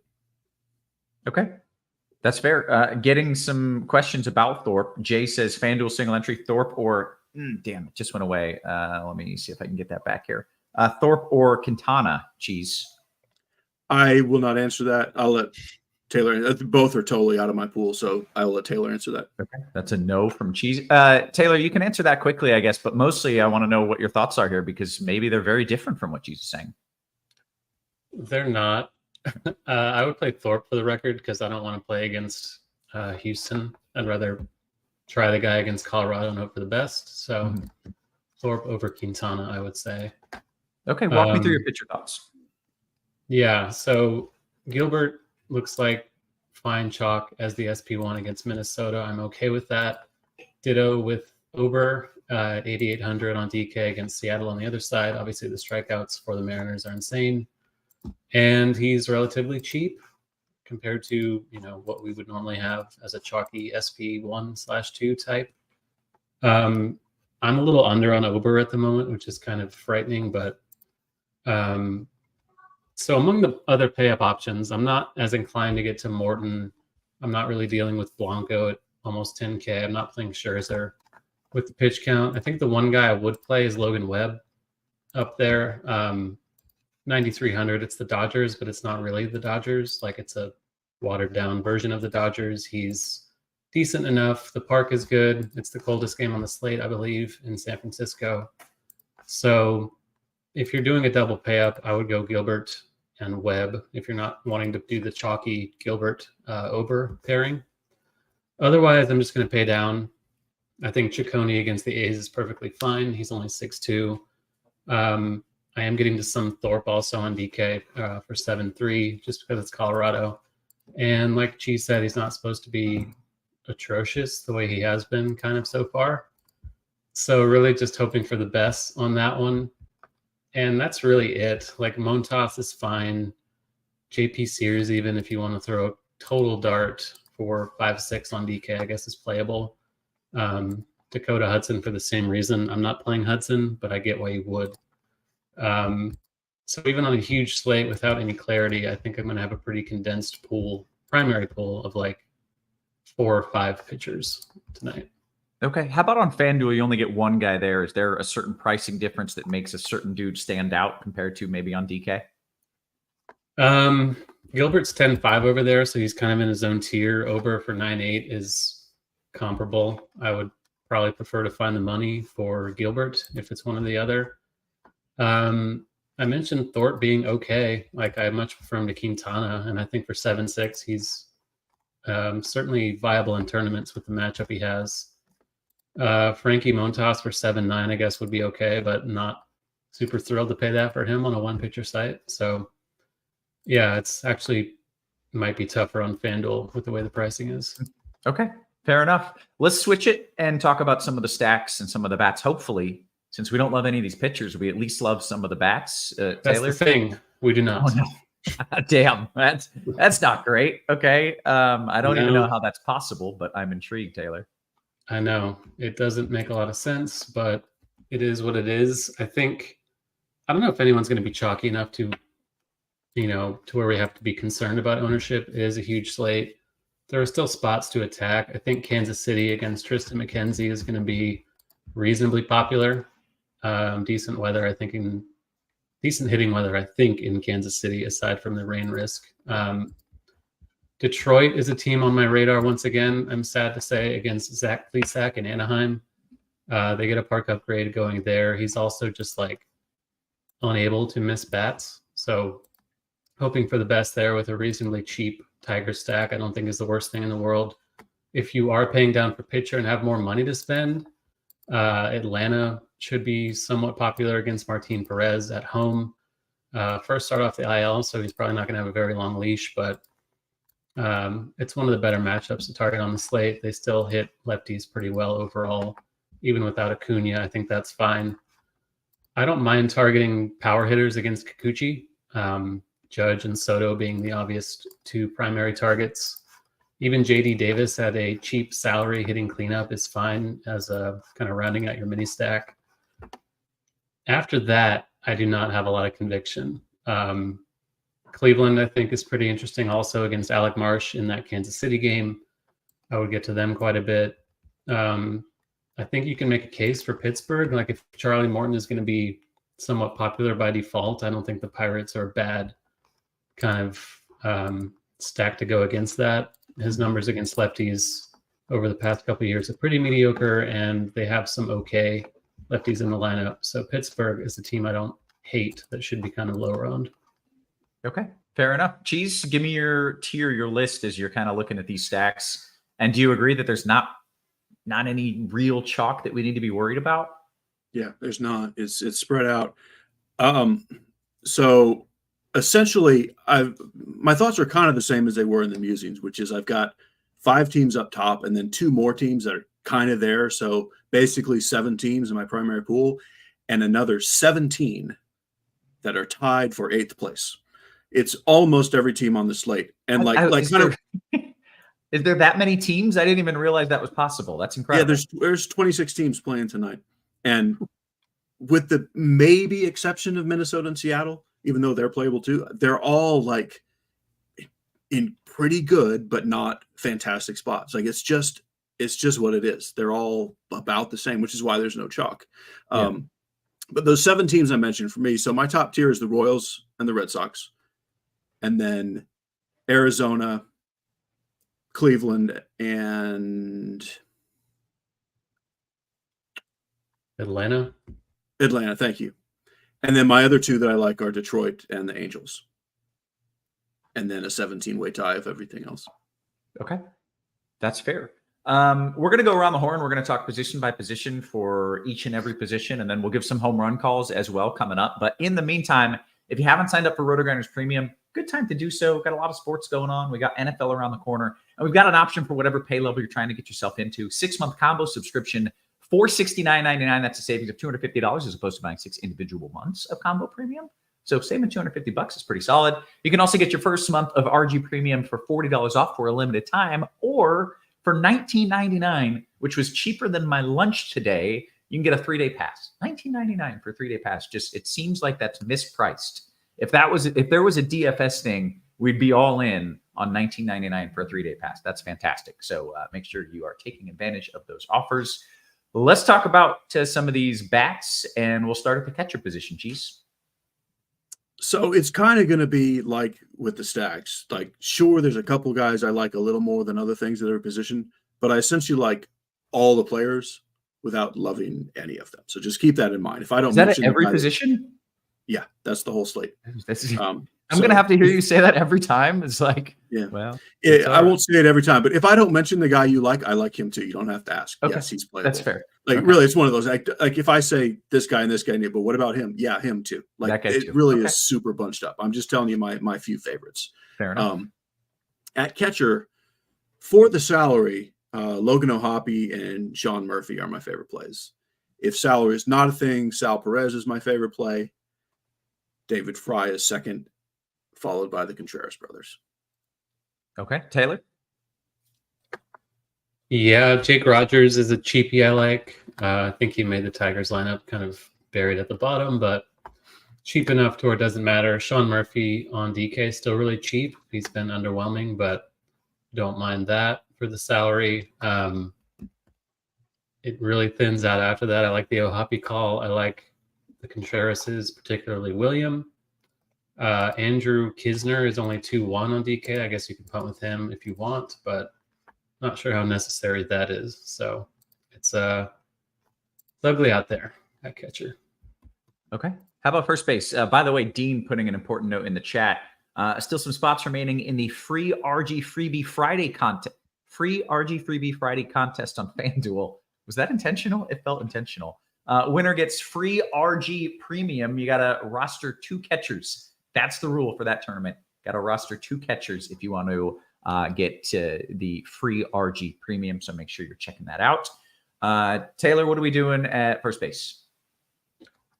Let's see. You can play Sal Perez here if you want. I think the other first basemen in that game are also interesting. Pasquantino and Josh Naylor. Naylor is the one that stands out the most to me. He's my favorite at the position tonight. Mark Canha, if he made the Tigers lineup, is decently cheap. Under 4K on DK. I think he's okay. Michael Busch, a cheapie against Colin Ray. Lefties against Colin Ray over the years have been successful. He is hitting seconds. That's an lineup spot for him. And I mentioned J.D. Davis before, kind of a righty power guy to throw at Kikuchi in the Yankees stack. Okay. I'm seeing in the chat, Cheese, I want your first base thoughts. DeJounte Murray to the Pels. If that's true, if that's official, somebody let me know. That's not where I expected him to go, I guess, but that's interesting. Cheese, it's not interesting to you because you don't care. Thanks for sharing. That's fantastic. If you have anything else to tell me, just let me know. Yeah. Okay, we'll stick to your sport, baseball. What do you got at first?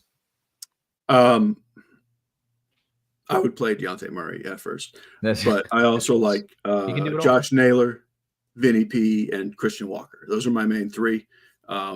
Again, kind of for the price tag. They're not cheap, but they're not like mega expensive. It is going to be about as low owned as you'll ever get Ohtani, and you can always play him, but like I'm not prioritizing him. Honestly, I have 0, which never feels great, but that's just what it is. I put Bellinger with that group on FanDuel where they're all about the same price. Don't like him as much on DK. I also like Michael Busch on DK, Nolan Shanuel, and Mark Canha. But most of my pool is Naylor, Pasquantino, and Walker. Okay. Second base, Cheese.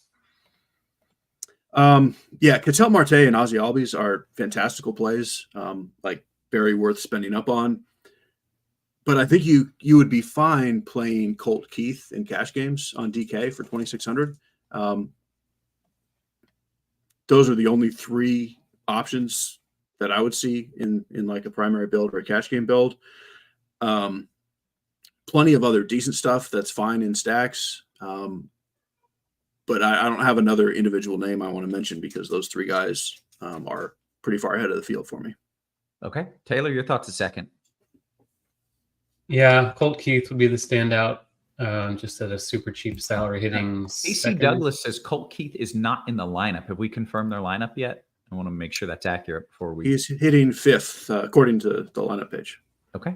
Well, then apparently he looks good.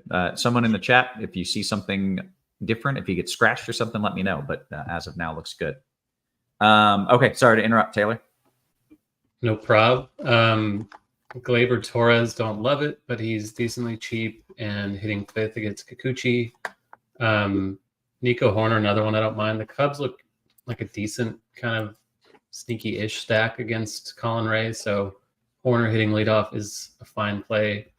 Cronenworth is not going to get any ownership. The Padres against Pivetta, it is a park boost for them. Not great for a lefty, but still better than Petco Park, so I don't mind Cronenworth kind of as a super low-owned one-off spend-up play. Kind of ditto for Marcus Semien and Andres Jimenez in your Cleveland stack. Okay. How about third base? Third base, go right back to Cleveland with Jose Ramirez against Alec Marsh. Just maybe the best play on the slate at any position. Austin Riley hitting 5th for the Braves against Martin Perez looks good. JD Davis, you can play here also on DK, only 3,200. Matt Vierling is hitting 3rd for Detroit. He's also decently cheap. Third base outfield, I think it makes more sense to play him at 3rd. I don't hate Noelvi Marte. Decent speed option, reasonable salary for the Reds, hitting in the heart of their order. And then Josh Smith, kind of a similar thing, hitting 3rd for the Rangers. Cheese, your thoughts at 3rd? Ramirez and Devers are expensive, but I think worth spending on. Austin Riley's a little bit cheaper and perfectly fine. I also like Vierling a good bit. I like Eugenio Suarez. I did not mention Blaze Alexander at 2nd, but you can play him at 2nd or 3rd. Who else did I like there? Daniel Schneeman. If you need something cheap for Cleveland, he's batting 2nd. It's not She-Man, right? Schneeman. Schneeman. Cheese, we get to go to shortstop. You love shortstop. You can't tell me there's nothing good at shortstop because basically every team is playing. There's good plays at shortstop. Yeah, most of the good guys are playing today. Like Witt is far and away the standout. And a pretty high priority play for me because Witt being so obvious and all the guys are on the slate. I think Gunnar Henderson and Ellie De La Cruz get kind of pushed out ownership wise. I prefer Gunnar, but both those guys are fantastic pivots off of Witt. I also really like Corey Seager, which again, like every day, like there's so many good plays.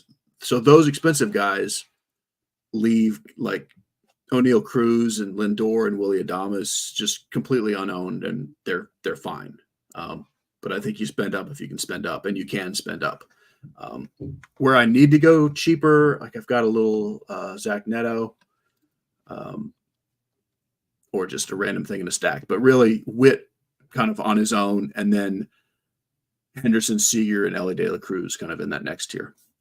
Okay. You may have to patch up your relationship with producer Steve because, as you said, Francisco Lindor is fine. He said the greatest shortstop in baseball, Francisco Lindor, is playing. Little difference of opinion on him, I suppose. Did he say the best shortstop in baseball and Francisco Lindor? It must have been a typo. He meant to say and. That makes sense. Yeah. Taylor, your thoughts? Yeah, love the Bobby Witt thing. Corey Seager's not getting ownership, getting 2nd against Albert Suarez. No problem with that. I was hoping Zach McKinstry would be in the lineup, but he's not for Detroit. O'Neal Cruz, I don't mind. I mentioned lefties against Charlie Morton. O'Neal Cruz being a pretty good one, hitting third for Pittsburgh. Ditto for Ellie De La Cruz, like I mentioned. Anthony Volpe in your Yankees stack. I don't think it's crazy to play Colorado against Drew Thorpe, obviously, given the wide range of outcomes with him. So Ezekiel Tovar would be a core play in any Colorado stack. Okay. Slim says no love for Kim at short. Do we have love for Kim at short? No. Cheese, does he at least fall in the even if I don't mention your guy, it's still playable or no? Yeah, he is. I mean, he's probably 12th on my list at best, but there are 12 or more good shortstops. Okay. All right, that works. Taylor, take me to the outfield. Riley Green is a standout against Zach Plesac. Both Yankees, Judge being the priority against Kikuchi from the right side, but Soto perfectly fine, lefty also. Coming back to the Pirates again with Brian Reynolds with a platoon advantage from the left side against Morton. Andrew McCutchen, decently cheap leadoff hitter. The Boston guys are going to get ownership. Wilyer Abreu, Tyler O'Neill look fine. Cleveland with Stephen Kwan, super expensive Stephen Kwan, but he's been quite good, so I'm okay with it. In a stack, Schneemann, you can always play here also in the outfield. Mentioned the Cubs before. Seiya Suzuki would be a core play there. Bellinger, if you have all the money in the world to spend. And Randall Grichuk, I think, is a decent cheapie platoon edge power hitter against JP Sears. Okay. Cheese, your thoughts in the outfield? Yeah, obviously it's loaded. Riley Green is my favorite play for the salary on the slate. Aaron Judge is the only super expensive guy I'm playing. Well, that's not true. Marcell Ozuna I have as well. The mid-tier is just super loaded. A few favorites would be Taylor Ward, Lourdes Gurriel, Wilyer Abreu, and then cheaper-ish, MJ Melendez, Randall Grichuk, Adam Duvall. There's a ton, but those are kind of my favorite groups at each position, each salary level. Okay, good stuff, guys. We've got still more than 10 minutes here until lock, and that means that people want some bomb calls. Cheese, there's nothing you love more than picking out random dudes to hit home runs, and that's what I'm going to force you to do. Yeah, you're definitely correct on that. Yeah. High end, we'll go Christian Walker. A little cheaper, we'll go Taylor Ward. And for the random cheap stuff, how's about, well, not cheap, but unowned, Michael Busch. Okay. Taylor, you got a few names? Yeah, let's say on the high end, Marcell Ozuna, and then kind of a rando Rhys Hoskins against Jameson Tyone. And then a little further down, let's say Hunter Renfroe. Okay. Showboat King says, Cheese, can you sing If I Can Make a Living at the RotoGrinders Super Bowl party in January? That would be fantastic. Is that a song? Do you know this song? We talked about it the other day when Clay Walker came up. That's a Clay Walker song. Oh, okay. All right. And I can. I won't, but I can. You can. He's sung many a songs at two different questions. Can you and will you? I can. I will not. Yeah. Generally, he turns the songs into baseball players and lyrics and makes it much more fun. All right, guys, we've got 11 minutes until lock. Get your questions in. They can be about baseball. They can be about food. And that's it. I think that's it. They can be about Trick Daddy. Trick Daddy. Yeah, that's baseball, food, or Trick Daddy. That's the third option that is allowable. You said you had a really expensive lunch. What did you have? Yeah, I was curious about that. I actually just made that up. Cheaper than my lunch. I don't even know what the hell I ate for lunch. I couldn't even tell you what I had for lunch. But if it was anything, it cost more than $20. Right. It's just I literally the other day I went to Quiznos and it was over $20 for lunch. So it happens. It's absurd. But yeah, I don't even remember what I had for lunch. I don't know. Yeah, fly finally landed on my head. There's been a fly just buzzing around this whole time. Did you get I it? mentioned the fly issue. Yeah, well, it's gone now. I mean, it's not gone. It's been flying around. No. There's only 2 down here right now and still like 400 upstairs. There's a dude coming tomorrow to mess with them. Oh yeah, you're talking about the fly thing. We have workers here trying to fix up the house after a tree fell on my house, and they've just been leaving the doors open, and it's just flies and mosquitoes. I'm just a part of the great outdoors in my home now. It's a lot of fun.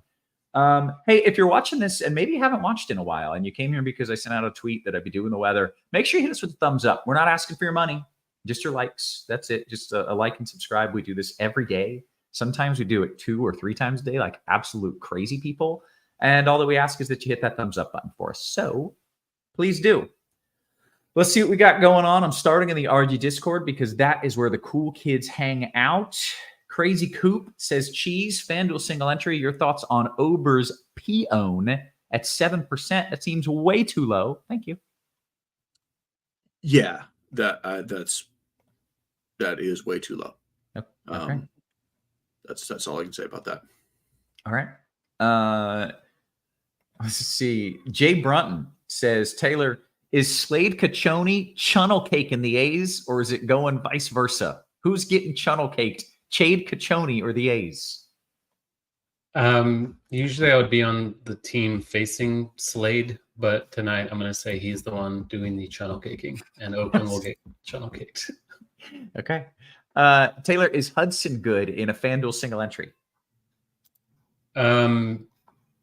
Good is not the term I would use. So no, I don't think so. Okay. Cheese, FanDuel GPP, Morton and Rockies contrarian stack, or Thorpe and a Red Sox stack? I personally don't have any Morton. I would choose like someone else in a Rocky stack, like Webb, maybe. Yeah, that's what I would say. I know that's not either of the answers, but that's how I would answer it. Okay. Danny says, I'm looking for a good optimizer. Do you have any deals? And is it user-friendly for FanDuel? Oh, buddy, do we ever? If you want to just try things out, a 3-day pass is $19.99. But if you want to get it rolling here, you can get your first month of RG Premium for $40 off for a limited time. The full sport 6-month combo subscription is $469.99. That's a savings of $250 as opposed to doing it month by month. So yes, and we have the best optimizer in the biz. It's not even argued about. We just do. So people who aren't even who work for other companies use the RG products because they're the best. It's a fact. What else do we got here? FanDuel Cash Cheese outfielder 3,600 or below. I've got Melendez. Riley Green.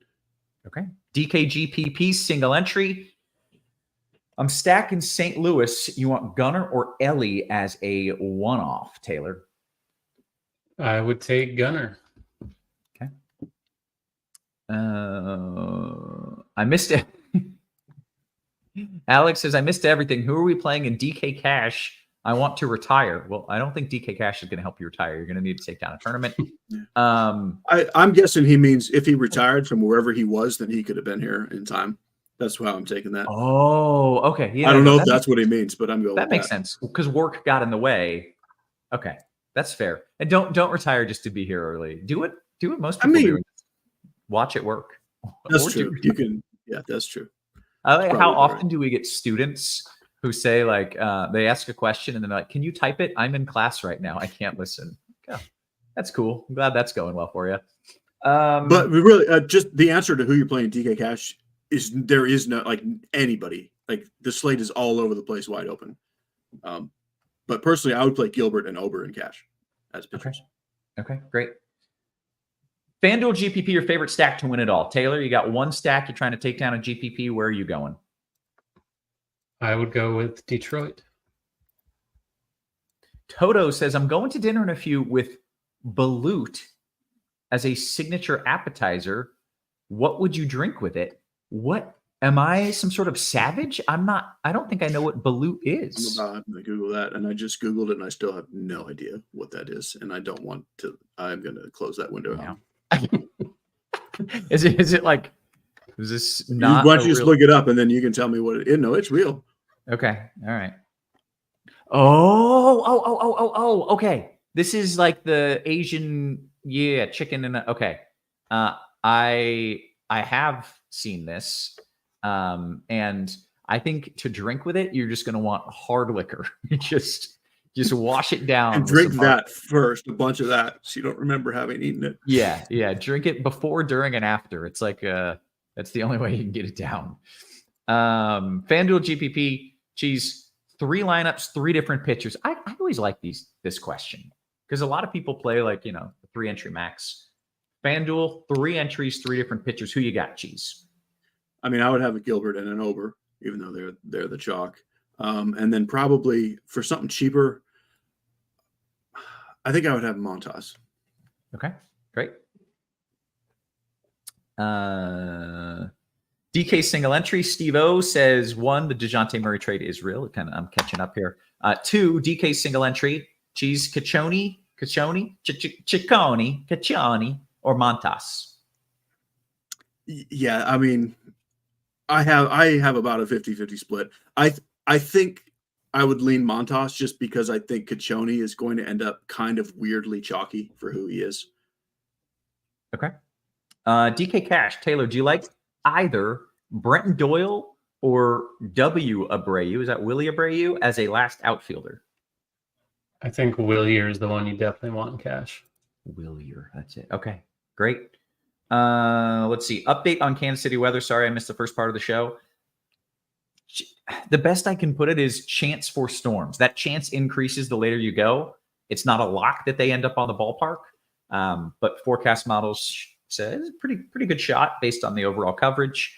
I'm not certain the game finishes after that point, but I think it will. And I think when you tally all those things up, 1, the delay could never happen. 2, it could come really late. And 3, it could come and they could still finish. I don't see any reason to fade it as of now. That's basically where I stand. And that might change. The game's still pretty far away, but that's where I stand right now. Is batshit a good word to describe considering Thorpe at SP2 in DK Cash? Would you describe it as batshit? No, it's such a nonsense slate that there is like no cheap pitcher that I would say is that far off the radar. I wouldn't do it, and I don't recommend it. But no, it's not crazy. Okay, great. We're doing pretty good here. About to jump in the YouTube, take your questions. I've been in the Discord, but I'm coming over to the YouTube here. Last question in the Discord. FanDuel single entry 2v2 De La Cruz and Steer or Soto and Volpe. Taylor, FanDuel single entry De La Cruz and Steer or Soto and Volpe. Give me the Yankee side of that. Okay, great. Let's see what we've got. DKGPP, Albies versus Marte. 1 lineup, Taylor. It's a good problem to have. I think I would take Albies, though. Okay. Cheese, your top pitcher on the slate other than Ober. Gilbert. Okay. Scrolling up. Oh, there's just a lot of talk about fermented duck egg here. Chicken fetus, duck. Is Knack tonight on FanDuel Cash? That's the question. Knack tonight? Cheese? Nope. You knacking? In cash? No. We're not knacking in cash. DK Cash, Taylor, Yoshida Veerling or Isbel Green? I would lean the first one, though I do really want Riley Green. So maybe you can make that happen another way. Question from Blink 182. He says 1 lineup in a large field DK tournament. He wants to win it all. Is using Ober and Knack with an Arizona 5-man stack and 3 power one-offs. Is that different enough to win it all? Yeah, I don't think anyone's playing Knack, so yeah, that alone will you don't need to get super different in a single entry. Okay, great. DK single entry. Taylor, top it. I think I did that one, only I gave it to Cheese, but let's see what else we've got here. In the Kansas City-Cleveland game, if you can only get to one of Witt or Ramirez, Cheese, who do you prefer? You love Witt. You love him. Yeah, I mean, you could argue those are the top 2 plays on the slate. I would say play Witt. But you're not going wrong either way. Okay. Just got a Chicago question, and since we'll see if we can. The question essentially is, will the game play and when will it play? And my answer is yes, Chicago is going to play. No, it will not get an in-game delay. And it will play. What time is it supposed to play? In like an hour? roughly?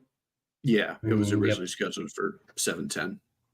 Well, actually, it was originally scheduled for lock. Like it was starting at 6:10 Central, 7:10 Eastern. Yeah. So that's why they late started it. The rain will be clear in an hour. So I think it starts 90 minutes from now. Like I am pretty confident that they're going to play this game. I see no reason why we should be fading that game. And I always feel like on a Friday or Saturday nights, they're willing to wait it out a little longer because people have a greater tolerance to stay out a little bit later than they would on a school night or a work night. And it's super weird that like most of the time the Chicago game would start an hour from now anyway. It's like It's kind of like this just pushes it back to what would be a normal start time for them. Exactly. And I feel like that's basically what's going to happen. Rain clears in roughly an hour and then give them 30 minutes to warm up or so. I'll say 90 minutes from now, that game is starting. Derek Water says Green or Santander. Cheese, Green or Santander? Green. DKGPP, Albies versus Marte. You got one lineup, Taylor, Albies versus Marte. I think we did that, and it was Albies. Okay. Your favorite flavor of chunnel cake? Your favorite flavor of this is actually a good question if we just remove the chunnel, but I want to keep it. There we go. Look at that. Paul, we've hit the lock, by the way. Your favorite flavor of cake? This is an important question. Paul says, for me, it's chocolate with peanut butter icing. That is absolute fire. I approve of that. Cheese, you are an ultimate sweets and dessert guy. So your opinion on this, I think, is going to weigh heavily in my next cake choice. What's your favorite cake? What's super interesting, You're not a cake guy. I say that. I'm not. Like, it's my least favorite genre of dessert. I love pie. Now, cheesecake, if you count cheesecake, it's cheesecake. But like, I'm really just not a cake guy. And when I do eat cake, it's just totally dependent on how good the cake is. Like, I can't just say, ooh, chocolate cake or ooh, vanilla cake or what Right. Is it moist or did you dry the cake out? Did you overcook the cake? If I put the little knife in it, does it come out too clean? Because I want a little bit of moisture still on that knife. I want something in there. Taylor, do you have a favorite cake flavor? Are you a fan of the nothing bundt cake? Has anyone experimented with that? I've never had it. We've got one. Mrs. Cheese loves that place. Yeah, I can vouch for that. I had a lemon one last week that was kind of surprisingly underwhelming. Like I had very high hopes for it, but you can't really go wrong there, I think. So, Okay. Yeah, you have some endorsements to that. Seeing some German chocolate cake. That sounds pretty good. Carrot cake. Carrot cake can be so damn good that it's like, how is this even how is a vegetable even in this cake? It's that good. It's very underrated. But also sometimes it kind of sucks. I love a gas station carrot cake on the go. That's ballsy. I don't know how I feel about that. Strawberry, like a pink, fluffy, creamy strawberry deliciousness is where I'm at with my cake. All right, we're getting out of here. We hit the lock.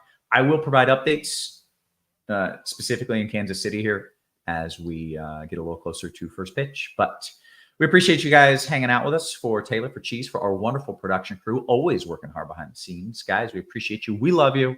And we will catch you tomorrow. You have been crushed.